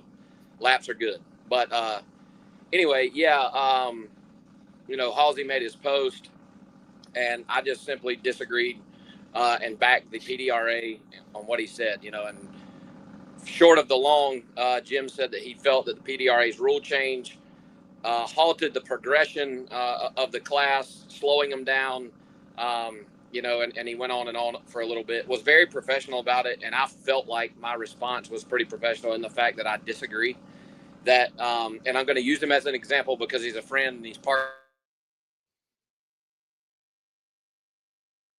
Tony Wilson, your Chris Reaney's, at the level that Jim Halsey was willing to and did run his Pro Nitrous car, there just aren't many, in my opinion, that one can afford, two have the manpower, and really the time between rounds and whatnot to do what it took.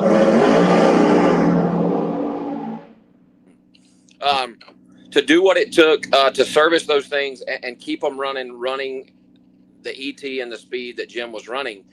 And Wes, like you and I talked about, I feel like the nitrous combination, specifically in Pro Mod, and by the way, that I know of, PDRA has the only nitrous-only pro-modified class in existence. Do you know of anywhere else that does that? The Southern Nitrous Racers Association. There's a Southeast-based organization. Dixie Pro Mods used to be nitrous only, but Southern Nitrous Racers Association that has a big tire, has a Pro Mod category, and it's nitrous only. The Don Plemons Quick 8 Pro Mod deal back in the 90s and 2000s was nitrous only. But I think we're saying though that's kind of gone by the wayside, and really at the highest level there is only PDRA Pro Nitrous. Yep. Yes. And for them to have a nitrous only class, I feel like in order to kind of make it fair and an even playing field for the very few nitrous pro mods that are left, like I would say in total, real deal pro nitrous type pro modified cars, I bet there's 25 or less, right? Like total. If you could, and we would have to call around, there may be a little more than that, but when you think about how many boosted combinations are out there, there's hundreds, right? There's pro charged, roots blown, screw blown, now turbocharged pro mods everywhere. And for the PDRA to keep the nitrous only class alive, in my opinion, you have to make it to where somebody like Tony Wilson can bring his H-Town Hustler, run high 360s, bottom 370s, and feel like he's got a chance. And I felt like that what Jim said and where Pro Nitrous was headed to run 358 to 362 in good air was just not achievable, but for maybe 4 or 5 cars. And that does not enough to make a class. It's not even a quick 8 shootout, So I felt very strongly that the PDRA made the right decision to make it to where some of these lower budget, lower end guys can bring their stuff in and have a chance. Tony Wilson went to the semifinals at the PDRA race this past week. There were 17 cars on the property. So obviously their decision to slow it down or do whatever they did didn't hurt it. And I kind of stepped out there and said I felt like Jim was downing the PDRA. He didn't. I did. And this is all in regards to, I kind of made a big deal about it on the Shake and Bake show last night, but this push system, right? It's a system that they use in the nitrous world, a low pressure bottle, a high pressure bottle, leave on the low, bring the high in. And I've heard, it's worth a good bit. But the valve, I've been told 300 to 400 horsepower. Right. So the valve that you have to put in the bottle, and it is not a manufactured, you can't buy it. Like Wes Buck couldn't go buy a Pro Nitrous program and go buy what it takes to do that, So I know Brandon Schweitzer has one, and he's kind of got the old school mentality where his secrets are his, and I get that 100%. And the dude is one of the smart, when you're walking through the pits and the tuners are there, he's one of the smartest ones to step foot on the property. The dude's very talented, and he's proved that year after year. But I think the PDRA made the right choice. It was not well accepted by some. Keith Haney, for whatever reason, decided that his opinion mattered. It doesn't. But that was just kind of my stance on it, that it in order to keep the nitrous only class alive, that's what needed to happen. There was an argument that if they run slow all year, when the winter series rolls around, they've been running slow all year and they'll go there and not be competitive. And I call bullshit. The guys that have a car capable of coming to the winter series and running good, if they know how to run that fast, they're good enough to run it slow and then pick it up and run fast when they need to. So all in all, I think the PDRA made the right choice. I think I can argue it either way because I can actually see both sides of the coin. I'm a big Jim Halsey fan. He's a longtime supporter of ours here at Drag Illustrated, and I've known the dude for like literally 20 years, and I hold him and his whole crew and family in high regard. And I think an argument can be made, and this is Lyle, Mike, we've all talked about this offline, but I do feel like you need guys like that are pushing the envelope because undoubtedly that information and that knowledge will trickle down. Will it trickle down immediately? Likely not. But I can't help but at least, like for me, we are going to allow the push system at the Winter Series. Like we're going to allow this to happen because we feel strongly that nitrous cars need to be in the mix. I think that they, in where our sport or where Pro Modified is at right now, we need that additional storyline of nitrous versus turbo, nitrous versus blower, blah, blah, blah. We need all those storylines. And They're very it's valuable. the only way for them to be competitive or at least give them something without allowing and we're bigger pretty bore well space out of or deck height or whatever, and kind of obsoleting all these other combinations. And there's just not a lot of R&D going on in the nitrous world right now. I mean, like to your point about the dwindling number of nitrous racers and the growing number of boosted racers, and then the brain power behind that side of things from the Steve Petties and Proline and Salemi. I mean, just everything. I mean, you could sit here forever and name all of the development that's going on in that side. And then it's just very few that are still around doing it on the nitrous side. So I got a lot of opinions on this. Yeah. Like, I think to Mike's point, you're 100% correct that like we're out of, well, we don't want a new bore space. We don't want guys coming out with a new engine and making all of these guys that just bought their new 959 and are so excited, all of a sudden their shit's outdated. We can't allow that to happen. On Shake It Bake last night, I mean, I don't know that he really made the case for it, but Stevie said that nitrous racing essentially is limited because of those rules, and that for it to go faster, you need a bigger bore space. You need to remove the deck height rule. He was kind of advocating for going that direction. I mean, Lyle, what's your thought on that, and what has Stevie said to you about that, or what his take is on it? Because from my standpoint, we've been through that. We actually raced at that time when a new bore space was allowed every year, it seemed like, and your shit that you bought last year was now obsolete. And we've avoided that through all these years. Yeah. But at the same time, nitrous racing has kind of stagnated. And I think I would use that word rather than slow it down. I think you said earlier, slow it down. I think it's not slowing it down. It's just not allowing it to make an incremental jump like it needs to, and it's making very, very slow progress, if any at all. So what's your take on that, as far as like, if you don't allow this, you have to go to some dramatic change like a bore space or deck height rule? Yeah, I mean, it's one way or the other. And like you said, all these guys that, and Pat Musey and all these people that have spent all these years and all this R&D developing the 903, developing the 959, they've tried, bigger cubic inch than that. But if they go to a bigger bore space, go to a different deck height, like there's not many interchangeable parts left, right? Like you can't take your intake manifold like off of your 959 if you're going to raise the deck height and change things and put it on this new engine, right? So with the boosted combinations, with a sleeve change, and a couple other things, like some of the parts I think you could probably swap over and still use. The blower is still going to bolt on the same. More than likely, right. Your intake manifold is still good. I think that they've tried the bigger cubic inch stuff in the Pro Charger, stuff. They've 590 cubic inch stuff, 560. There's a bunch of 540 stuff out there, but with a crankshaft, maybe a bigger sleeve, just some small changes. Rods and piston, there's still some stuff there you can use, but if you go and develop a new nitrous engine, right, you're gonna have to find a top sportsman guy or somebody that wants to buy that and buy just a complete new package, and I just don't think that is the right way to go either. Are there guys out there that would do it if they had to? Yes. Jim Halsey, sure. Tommy Franklin, absolutely. Tim Papp probably would do it, but there's just only a handful that would, and I don't think that's really the move, and for you guys to allow it in the Winter Series, I think the push system, I think that is a smart move, right? For Jim Halsey and Tommy Franklin, those guys to come down there and be competitive, you either have to allow that or you're going to have to pull the boosted combinations in, speed one up just a touch or pull four back, You know, Well, and that's where we're at right now. Is we're That's where- pretty yeah. much out of room for slowing down the Right. boosted cars because I'm not And we don't wanna comfortable with do them that. getting any heavier. And we don't, and to all the guys that run that. I mean, we hear it. The complaining, I guess, for lack of a better word, has died off over the last couple of years. But when we first put weight on all the boosted combinations to come run Winter Series, you know, and understandably so, those guys are upset. They don't want to be slowed down. And Right. and in the spirit of drag racing and the spirit of the class, we don't want to just keep doing that.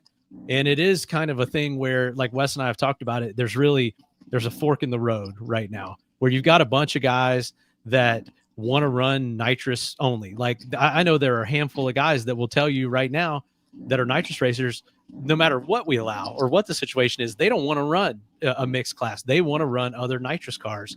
And so I think for PDRA to make this change and to kind of continue down that path for those guys is smart, because they've got a market there of guys that are currently doing that. But then you've got guys that want to push the envelope and want to do something different and run at the big Winter Series or exhibition, you know, big money type races. And so you've got maybe an avenue for those guys. So I think you're basically at a point where your nitrous racers are going to be split at a fork in the road between the guys that want to run a nitrous only thing and have it kind of be controlled as far as cost and development and all those things, or guys that want to try to push to the next level. And we'll see where it ends up. There's like an overarching thing that I feel is potentially problematic or is contributing to this situation.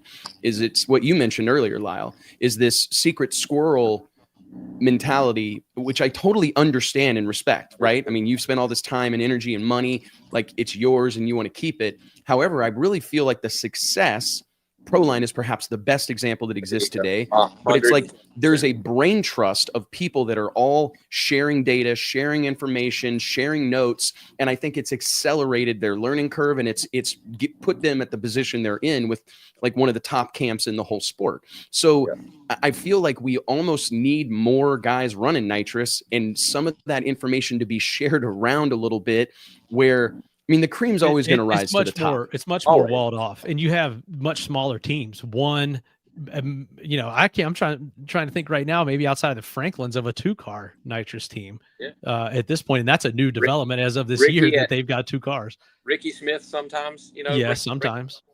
But you know, and like I said last night on the show, you know, when you think about it, if you've got somebody new or somebody, maybe you've got a nitrous racer or somebody that does not own a pro mod that's interested in going that direction, and you think about, I want to be competitive. If you've got a nitrous racer that's not competitive anymore, whether they're can't figure it out or tired of burning their shit up, whatever, when you think about going and buying a combination from harmonic balancer to tail shaft and get a decent car and go be competitive, your best shot is to go to Proline, go to KTR, go to Salemi and them, and buy the full package, put it in a decent car. They've got freaking notebooks full of notes, and you can, in a relatively short amount of time, have a very competitive car and go run Pro Boost in the Winter Series or NHRA Pro Mod or whatever you want to run. And there's just none of that available with the nitrous combination, you know, and that's because they're old school dudes that are still willing to do it. And it's from back in the, you know, the pro stock days when Ricky and Pat Musey were running that, and every little bit of power you found and every secret that you had was buried deep inside of you, you know. So it's just a, man, they're in such a weird spot, you know, and the PDRA needs Jim Halsey, right? Like, we want him to come back, and, you know, and some of the people on there probably think I dislike him or hate him, and that's not the case at all. I just simply disagreed with his stance and where he's at with this whole deal, and that's fine. I don't have to agree with him. But, yeah, man, you know, it's a tough deal, dude. It's good to have this discussion, though. I mean, I think the discussion and kind of the light that it put on nitrous racing and on PDRA and on Halsey, there was more buzz about the PDRA this past weekend than there has been in a minute, you know, and it was because of this controversy. And I think I told Tommy Franklin to his face, like, and I love those guys, like, but Jim not being there will help their car count. You know, and that's a compliment to Jim Halsey, you know, because there are guys that don't want to have to run that dude, you know, don't want to have to tow across the country or wherever they're headed, that they don't want to run him. I bet there will be over 20 nitrous cars in Virginia. That's my prediction. There will be over 20 nitrous cars there, specifically or somewhat rooted in the fact that Jim's not going to be there. However, I do think that we're kind of overlooking something is that like Keith Haney qualified at the World Series of Pro Mod without a push system. Andrew Handress qualified at the U.S. Street Nationals without a push system. I think Keith qualified Matty way up Deach, there too. Matty Deach qualified at 2 of the 3.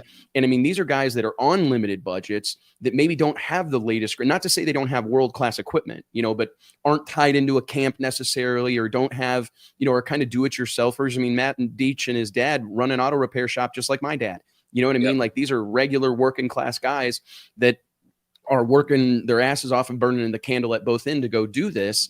And I think that we need more guys that are willing to go even attempt the fight, you know, because I got to tell you, man, I really think Jim Halsey, if his car was done in perfect world, he could have come down there and win that. He could have won any 3 of those races.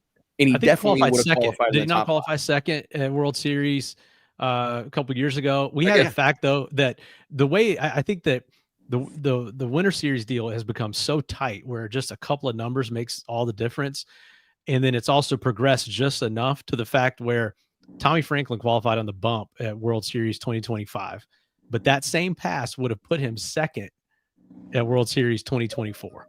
Right. And so when you're talking about that, how tight that's become, and that I think that little difference there has kind of accelerated this reaction from the nitrous racers, I guess you could say.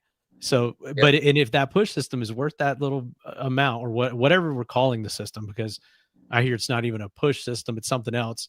That if that gives them that, you know, that couple of numbers, that makes all the difference in the world down there. However, and you guys talked about this last night, I think what we see too is when we go out there and start E1 in the heat of the day on a different track surface than what we qualify at, and how hard you've got to run these nitrous cars, and when you got to bring the lockup in, how hard you got to get after it early. It becomes a raceability issue too. So there's just a lot of factors working against the nitrous combination right now. And it's even like, I mean, just to wrap that up, my dad, just from watching it, you know, he's literally, there's probably no more hardcore nitrous racer in existence than he ever was. And he said, if I was going to go out there and race today and try to race that race you guys have and be competitive, I don't think I could do it with a nitrous car. And I would look at one of these other combinations. And that's coming from the most dyed-in-the-wool nitrous racer that I know of. So even someone like him is taking a look at it, saying, if you're going to jump in it right now, build a car and try to be competitive, just common sense tells you you've got to look elsewhere.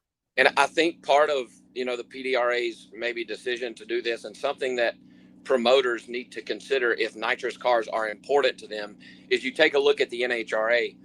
I think a nitrous car with the right people behind it, you know, could go over there and be really competitive. But you got to have time between rounds to put racks in those things if you're going to run with these boosted cars. And so if you want the nitrous cars to come, you have to consider they're going to have to run them hard enough to burn them up, right?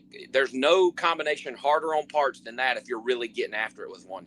And with the NHRA, for example, you know, I've been in the late rounds at a few races and had 20 to 30 minutes between rounds to turn it around. Like, that ain't even hardly long enough to get a transmission cool. You know, in fact, most of the time you swap fluid just to cool it down. And you want to talk about having to put a ring or two or a piston or 4 in a nitrous, you're not doing it, you know?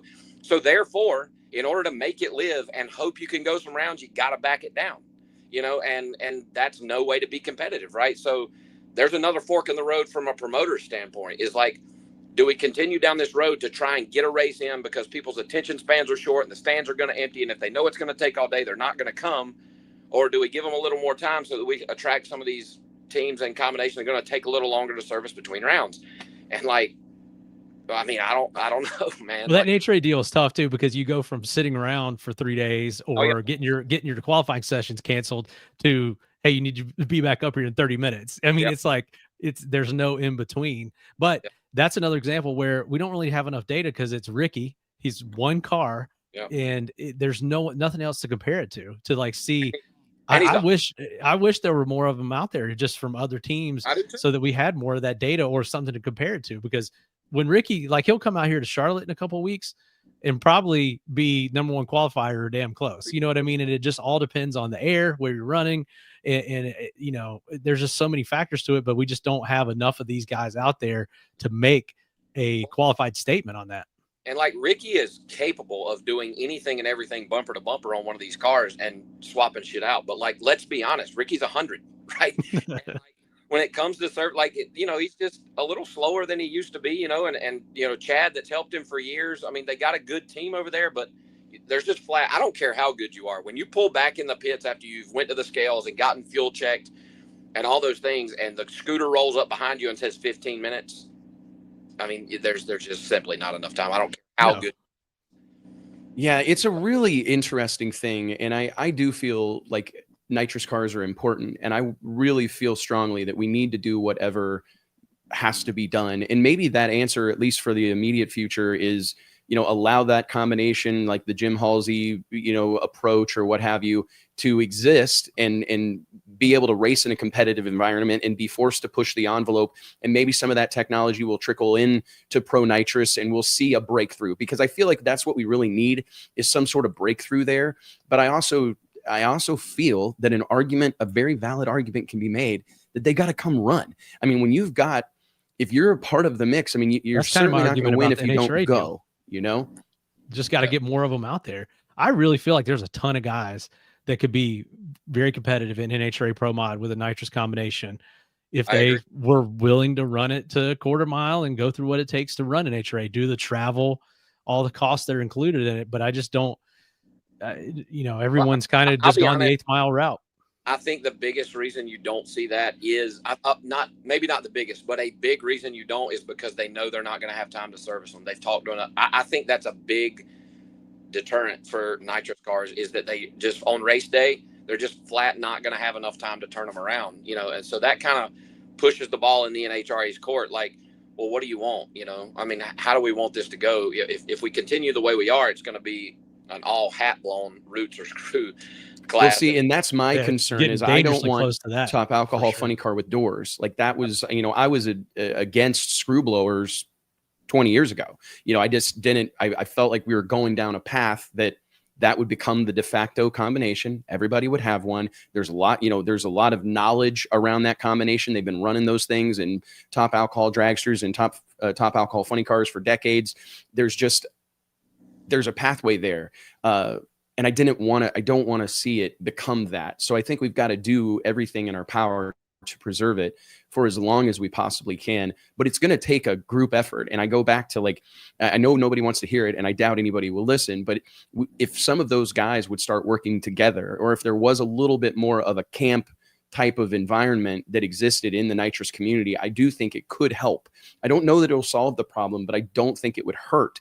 And that's what we're going to need to see, is some, like, hey, we're all in this together. Let's try to keep this combination alive. It's an interesting dynamic, man. It really, did you ever think you would be talking about nitrous racing so much, Lyle? No, never. Let's have Lyall Barnett on to talk pro nitrous. But I walked right into it, so I'll take this one on the chin and continue to fly the flag, you know. But yeah, man, I don't know. I don't have a nitrous car. I probably never will. If I ever got the opportunity to drive one, I absolutely would. I feel like we got to get you behind the wheel of one now, just out of this whole thing. I'm telling you right now, if I won the lottery and could go pro mod racing tomorrow, I'm getting a nitrous car. Like, it's in my DNA. Like, that's just the type of racing that I grew up around. I like the way they sound. I like everything about them. I like nitrous purges. I like header flames. I like everything about them. I like hood scoops. Do a lot of fans. That's why they're important to what we do, man. And I don't know that there's anything more spectacular than a nitrous purge on a humid night under the lights. Yeah. You know, we hear from fans at the Winter Series where there's not a lot of nitrous cars here. What's going on with that? I mean, everyone says what they want to about, you know, slowing, you know, have to slow everybody down to run nitrous cars, or it's past you know, its prime or whatever. But it really is still a fan draw, and running all of them together, and the nitrous car kind of being an underdog combination and going out and seeing it run well or win a few rounds or be in the hunt is a big draw to a lot of fans. So that, to me, is why it's important, and we'll continue to do what we can to try to keep this magic sauce, whatever you want to say, happening, especially as it relates to the Winter Series with all these combinations running together. And we'll see how it plays out with PDRA as well. But for right now, I just think you're seeing this fork, and we'll see how this plays out the rest of the season and as we head to the off season. Yep. It's full show. interesting, man. It really is. Yeah, Lyle, last thing before we cut you loose, we got to go. I just want to give us like a quick rant on just your PDRA experience. I know this was, this is your first time running a full PDRA tour. You committed alongside Tommy Yeomans. Yep. What do you make of the experience? Yep. I made a post on Saturday. I had ridden out to the gate. Nash, my little boy, loves to ride on the Burromax, so we took a long ride. And there were cars parked outside of the gate in the entranceway out by the highway, right? Like the place was packed. And I hate to, I don't want to compare them, but, as far as running an official series, really my only experience is in the NHRA, where they run a very tight ship over there. They put on a great show. They do a great job with communicating with the racers on when they're going to go and, and whatnot. And I was very, very, very impressed with how well ran. They use the WhatsApp, which I love. Everybody's always got their phone on them. Scheduled run time 12:30, 15 minutes before we call. They call it over the intercom. They send you a WhatsApp message. And the track was great. Which Galot is a phenomenal facility. If you've never been there, you should go. The bathrooms, the concession stands, the garage area where they keep all of their equipment. The racing surface itself, the tower is next level. Like, it's a really nice place. And I thought that Tyler and the PDRA staff did an outstanding job. I'm looking really forward to running the rest of the year there. I'll be honest, we weren't really sure what we were going to do. Got a couple opportunities to chase a couple different championships. Some of that overlaps. And we weren't real sure going into Galot what we were going to do. Helped us make that decision, and I want to give a big shout out to Tommy Yeomans, not only for being a fine human being and giving me the opportunity to race at this level, but Tommy in Q1 in his Pontiac GTO expired an engine at the finish line. It was not fixable. We did not have a spare. Conversation behind the trailer that night. The next morning, the Pro 275 car that I drive for Tommy was in the pit being converted to Pro Street Outlaw 10.5. And in Q3, Tommy got in the show and qualified for the race. And if there is a definition of dedication to the game, that man's face is beside it. It was really cool to see. The whole team came together. Tommy was fired up. He had never really driven the car before. You go out there on probably one of the harder tires to drive on, right? Like, I don't know how many of y'all been on a 10.5-inch wide slick, but it is a handful, and did a fantastic job. And I just want to commend him. He didn't have to do that, and it cost him way more than he had planned on spending, I'm sure, but he had a good time, and that's really all that matters. And kudos to that dude for doing whatever it took to make sure that he had a race car there to compete on Saturday. It was badass, man. What a story. What a guy. No, I appreciate you sharing that. It was awesome to see him climb behind the wheel of old salvage title and let her rip. So I can't wait to see you guys in Virginia, man. We appreciate your time and appreciate you being willing to stir the pot a little bit. It's a great Anytime, thing. Me. Yeah, we appreciate it, brother. Thanks, Lyle. Absolutely, man. Thanks, See you, guys. man. See you. Be safe. See you soon. All right, man. All right, guys, we are headed toward the finish line, right? Almost time to get the chutes out, but we got one more. We got one more guest for you. Ladies and gentlemen, let's give it up for a dear friend of ours here at Drag Illustrated, a long time amongst our partners in crime, so to speak, the one and only Elon Werner of Drag Race Bracket Bonanza. What's going on, buddy? Wes, Mike, thanks for having me on. What's up, man? I feel like you definitely have this show completely out of order. I'm not a banger at the end. I'm like early act, like afternoon, following Lyle Barnett. First of all, Beard's tremendous. Listening to him to talk about pro mods, you just get excited about that. But yeah, so I get asked a lot about doing Bracket Bonanza for pro mods. And Lyle touched on it, is that they just turn those cars so fast that they go sometimes right from qualifying right to eliminations. And that's just not enough time for people to fill out brackets. That's truly the only reason we don't do Bracket Bonanza for Pro Mod. We'd love to do it for, we need to do it at the Winter Series. Yes. The Winter Series, where we have more structure, a full day on Saturday and then the race on Sunday. Get asked about, when we Pro Superstar Shootout, can we do the Bracket Bonanza for that? Well, we do chip draw. I mean, you brought that to the table, which is so great for that event. Can't really do a bracket for a randomized deal. So ladder. I love the fact that people are liking Bracket Bonanza, are about to go into 4-wide racing this weekend, which was a whole new element for Bracket Bonanza. Last year, we had to totally figure out how to work the mechanics of it.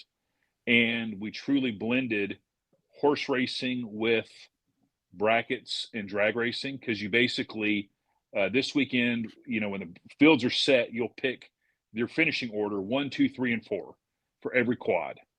And then the top 2 will advance. And then you'll just 1, 2, 3, 4, and you get more points for getting all 4 in order. But if you're just one off, we give you half points. So just like 4-wide racing, if you're close, we're going to let you keep going a little bit. I like we that. do like, yeah. So this is the first time with 4-wide. You didn't do it at all last year? We did it last year, but it was a little. It's actually one of our most popular races. But we didn't have the randomizer button for the 4-wide because we weren't sure. Right. We didn't want it to break. So we did 4-wide last year. We did the 4-wide Cup, which, as you guys know, we just finished up March Madness. You can get 25 million people to fill out a bracket one time. Bracket Bonanza, last year we did it for the first time for all 20 races. And it was kind of closer to fantasy football as far as the dedication. The hardcore guy did 20 brackets, but a lot of people did half a dozen, 6, 5. But we do the 4-wide Cup, which is just these 2 races, Vegas and Charlotte. You can sign up at dragracebracketbonanza.com for free and just play those 2 races. And if you get the most points for those 2 races, we got a nice, it's not, I aspire to be West Buckle level with my prizes. That's my standard. Man, the prize is nice. The prize is plate nice. deal, belts, rings, that. So we have a nice, I think it's like 15-inch tall cup trophy for first place, and there's like 3 13-inch trophies for second, third, and fourth. So you finish top 4, you get a trophy. We do personalized certificates for the top 10, and then we kind of lean into the 4s. We give a certificate to the 14th place finisher, 24, 34, and 44. So I like it. What about like 944? That is what Wes will get. That would be like the Elon Werner Memorial certificate. Hey, look, I'm coming for this deal, Elon. Look, do you see who's 7th overall in the standings? I see it. Is this even? I can't even see it. That's big. My conversation DI offline with people, 7th overall, of how they're invested in it, and that's what I love. We had people posting pictures of their prizes, the plaques. Mike, you have a plaque. Yeah, I got one. I'm trying to get more. The cool thing is the drivers are now like it's part of their post-race deal. Like they know top-end interview with Amanda. They do the stage deal with Joe. But they come into the press room, and Abby, who helps me, was at the Gator Nationals when Gage Herrera came in to the press room at the Gator Nationals, and Dallas Glenn was still up talking. And she said Gage came in, saw that Dallas was talking, and then immediately started looking around for the Bracket Bonanza plaques. Like, where do I need? And the drivers are now know that's part of the winning ritual. And now they're starting to like really, we do try to team up with, hey, maybe, like Greg won Arizona Nationals. I was like, dude, you should write something like craziest win ever. So he like wrote on the Pro Stock plaque, my craziest win, Greg Anderson. So, Sean Langdon signed That's Arizona cool. one back-to-back. And like when we have a first-time winner or record run. So the plaques are not just like autographed, which is cool, but they have like a historical significance to them, which it's growing. More people are playing. I appreciate all the support in Drag Illustrated. We give you guys the Denzi's deets, and Kayla pushes those out.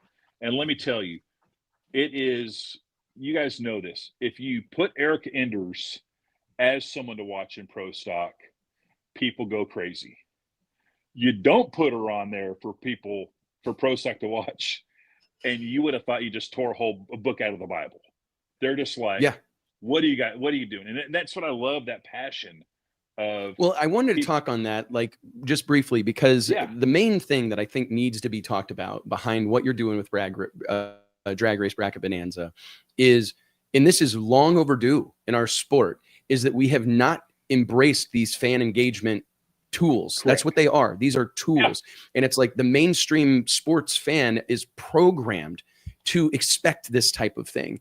And it's like, I remember telling you when you told me about this idea, it's like, dude, like 100%, it has to happen. And we're actually going to make a major announcement tomorrow, something that we've been working on and we're really excited about, that's similar in that it's bringing some mainstream sports methodology and approach to drag racing, because we're that's how we're hardwired. I mean, just watching March Madness or whatever, it's the number 4 team versus the number 12 team, or the number 6 ranked team versus the number 5. And, you know, the UFC has all these weight divisions and they have rankings in each one. Like that's how we're, and it drives conversation. It drives debate. It creates controversy.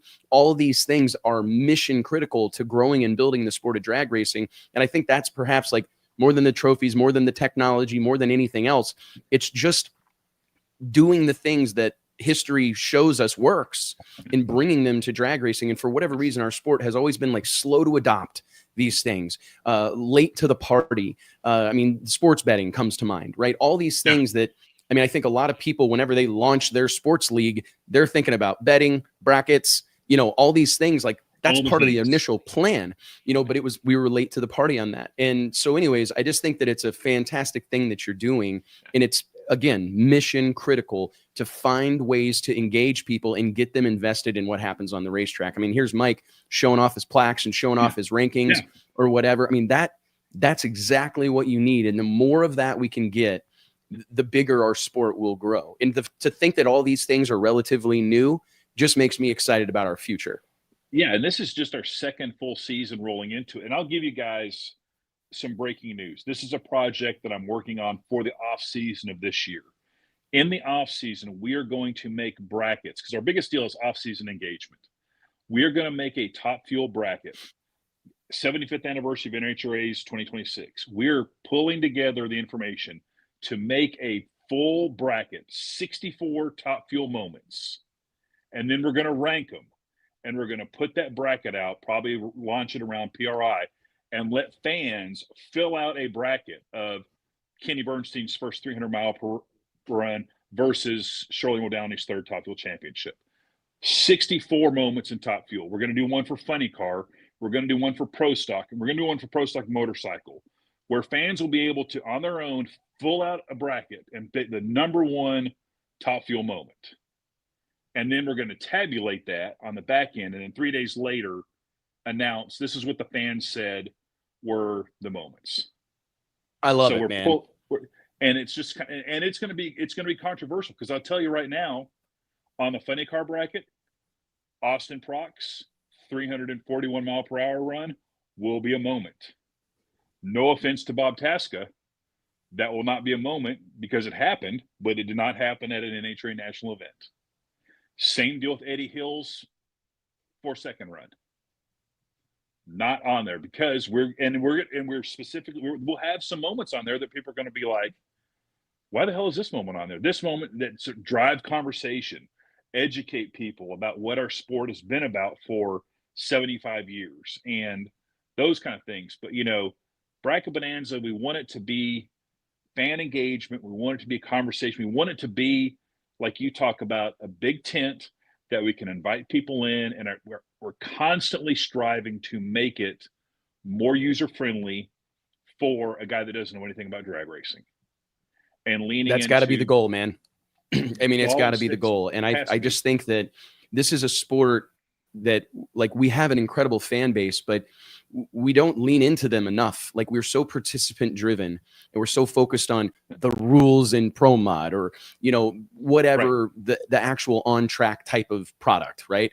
We're so focused on that we oftentimes kind of completely gloss over or ignore like the most important piece of the puzzle, which is all these fans in the stands, and finding a way to keep their attention through the week and get them invested and get them to come back, to get them to pick a favorite, get them to dislike somebody, you know what I mean? Or whatever. Like, you need that so badly. And I think, you know, I say this all the time, but I truly feel like you're doing the Lord's work, Elon, and we appreciate it a bunch, man. I mean, we need more, because I mean, that's what Mike and I, we talk about it all the time. Like, sure, we've raced a bunch and our families race and whatnot, but like at this moment in time, we're just super fans. Like, we are super fans of the sport of drag racing. We want more for this community. We want more for this group of people. We want more people to know about them. I want Lyall Barnett to be a household name the way Dale Earnhardt Jr. is. You know, that's what I aspire to every day, and why I get out of bed is because I know that these guys and gals deserve it. But it's going to take embracing technology or embracing some of these kind of for the traditional drag racing fan, like, that's, we don't need that stuff. We're drag racers. We're doing burnouts or whatever. We absolutely need these things, especially if we're going to get young people involved in our sport. Yeah, and you're talking about kind of building up the personalities. I mean, that was the whole goal with the Talkin' Funny Car with Buddy Hole show last year, was to give some of these drivers an opportunity to tell their stories. And, you know, every PR guy is just a frustrated TV producer. I mean, that's just a fact. You can look it up. You know, we think, you know, we've been around it enough, but I got the opportunity to work with Buddy on that TV show. And in the off season, someone was like, you know, there's this Telly Award that's all about TV shows on broadcast, online. You should send some of these shows in to, like, be nominated. Like, there. And so we did. We sent all the shows in, and then some specific shows, but they evaluated it and was like, hey, this would be a great show for a people's telly, like a fan voted deal. So we're now fans can go follow our, you know, any of our Drag Race Bracket Bonanza or Werner G&E social, or there's a Drag Illustrated story about it. And fans can go until April 18th and vote for Talkin' Funny Cars with Buddy Hole to win his telly award. And then my Abby was telling me, New England Patriots submitted shows, documentaries. There's nature shows. There's like National Geographic. I mean, so it's it's like, I looked at the other shows. It's a real thing. Yeah. And I was like, this is insanity. And of course, I'm just like a bull in a china closet. I'm like reaching out to every driver that did the show. The NHRA has been supportive. I'm calling you guys. I'm sending emails out. I'm posting, like, you know, I'm tagging the Telly Awards and stuff. And I'm like, I want to win this MFR. I don't want to just have a showing or what. I want to, like, show these guys that, you know, if drag racing's involved, that's the biggest thing that we know. If drag racing gets nominated for something and there's an opportunity to be recognized, we will lean into it. And it's not because we're like, oh, will you please give me a piece of bread? Please. No, it's like, we're proud of what we're doing. Yeah. You know, we have good personalities. You know, we see that with the ESPYs. Every time a drag racer is nominated for driver of the year, I feel like it's something that, you know, doesn't even hit the radar in the other sports, but in drag racing, it's a big deal. We rally around them, but that's what we got to push for on the mainstream level. And we've got to let those companies know too, that this is a rabid, because we want to be guilty by association. Guilty by association. Like, we deserve to be mentioned in the same breath. And at some point, I love kind of what the NHRA is doing with AEW. I know you've had this relationship with Dana White. It's the Cletus McFarland deal. I mean, I probably watched more Cletus McFarland stuff in the last week because he was doing that. He has that Spark. I think it's a Spark car. Yeah. And he's like trying to hard park the Spark with like Tony Stewart. And I got fascinated by that. I was like, that is like, you know, we need personalities like that. Clay Millican is the most underdeveloped talent that we have out there as far as his YouTube channel, and why we're not doing more with Clay, and, you know, leaning into Tony Stewart and Buddy Hall. And, you know, you see all these things that it's really cool to, you know, be up for a Telly Award, to have Bracket Bonanza growing. We got some other things in the hopper. But I just love there's so many people that are invested in the sport, like you guys, Bobby Bennett, you know, doing things to make the sport better and taking the arrows that, you know, when guys are out there, you're doing the winter series, and I know you're just getting pummeled behind the scenes publicly. Just know that I know what it takes to get some of that shit off the ground. And my son and I only use Instagram with my son to send each other motivational reels. Yeah. And the latest one I got was, and I think Dana White was part of it, was a guy that's like, I woke up this morning, so you're all effed. And it's like, that's the mindset, is like, hey, I got up this morning, so everyone else out there yeah, you're effed. You're in trouble. You're in trouble. It's a fact, man. It's a fact, and you're just constantly churning and doing the work and coming up with ideas and moving on them. And some of them are going to work, some of them aren't, and they're going to not necessarily look the way you thought they were going to look when they started. But you just have to be out there just constantly pushing it to grow and truly be profitable and make, it's a zero-sum game. You want to make money. You want to be profitable. You want to grow the sport. And it's amazing to see. I think drag racing's really never been in a better spot rolling into the 75th anniversary. But I love all the off-season activity between the Mission Foods drag racing series. And I love to see the growth of the Winter Pro Mod series. That's just cool stuff. And I would love to figure out a way I'm watching that show Full Swing on Netflix. Oh, hey buddy, we're close. I promise you. We're close. We're real I close. was talking to somebody that I think, and you guys have probably an even better handle on this thing. The production budget for that show has to be $100,000 per episode at a minimum. And that may be way low. Oh, guaranteed. Well, dude, I don't want to cut you off, but we got to wrap this bad boy up. We're at the 2-hour limit, and we start losing everybody. All right. But well, thank you very Elon, much. congratulations, man, on the telly. The nomination is a huge deal, and everything that's going on, dude. We're excited for the 4-Wide Cup, awesome. And we'll see you soon. All right. Thanks very much for having me on, guys. Appreciate it. Yep. Thanks. Appreciate you, brother. Thanks, bye. Guys, I want to tell you all, thank you so much for joining us every Wednesday right here on the Wes Buck Show. We appreciate it, and we can't do it without you, and we wouldn't want to. Remember, we'll be back live next Wednesday, 2 p.m. Central Standard Time, right here on the Drag Illustrated YouTube channel. If you haven't already, click that bell, click the subscribe button, and be a part of the movement. Join the family and help us keep spreading the word, the gospel of drag racing. We'll see you soon. Yep. Thanks, see you guys.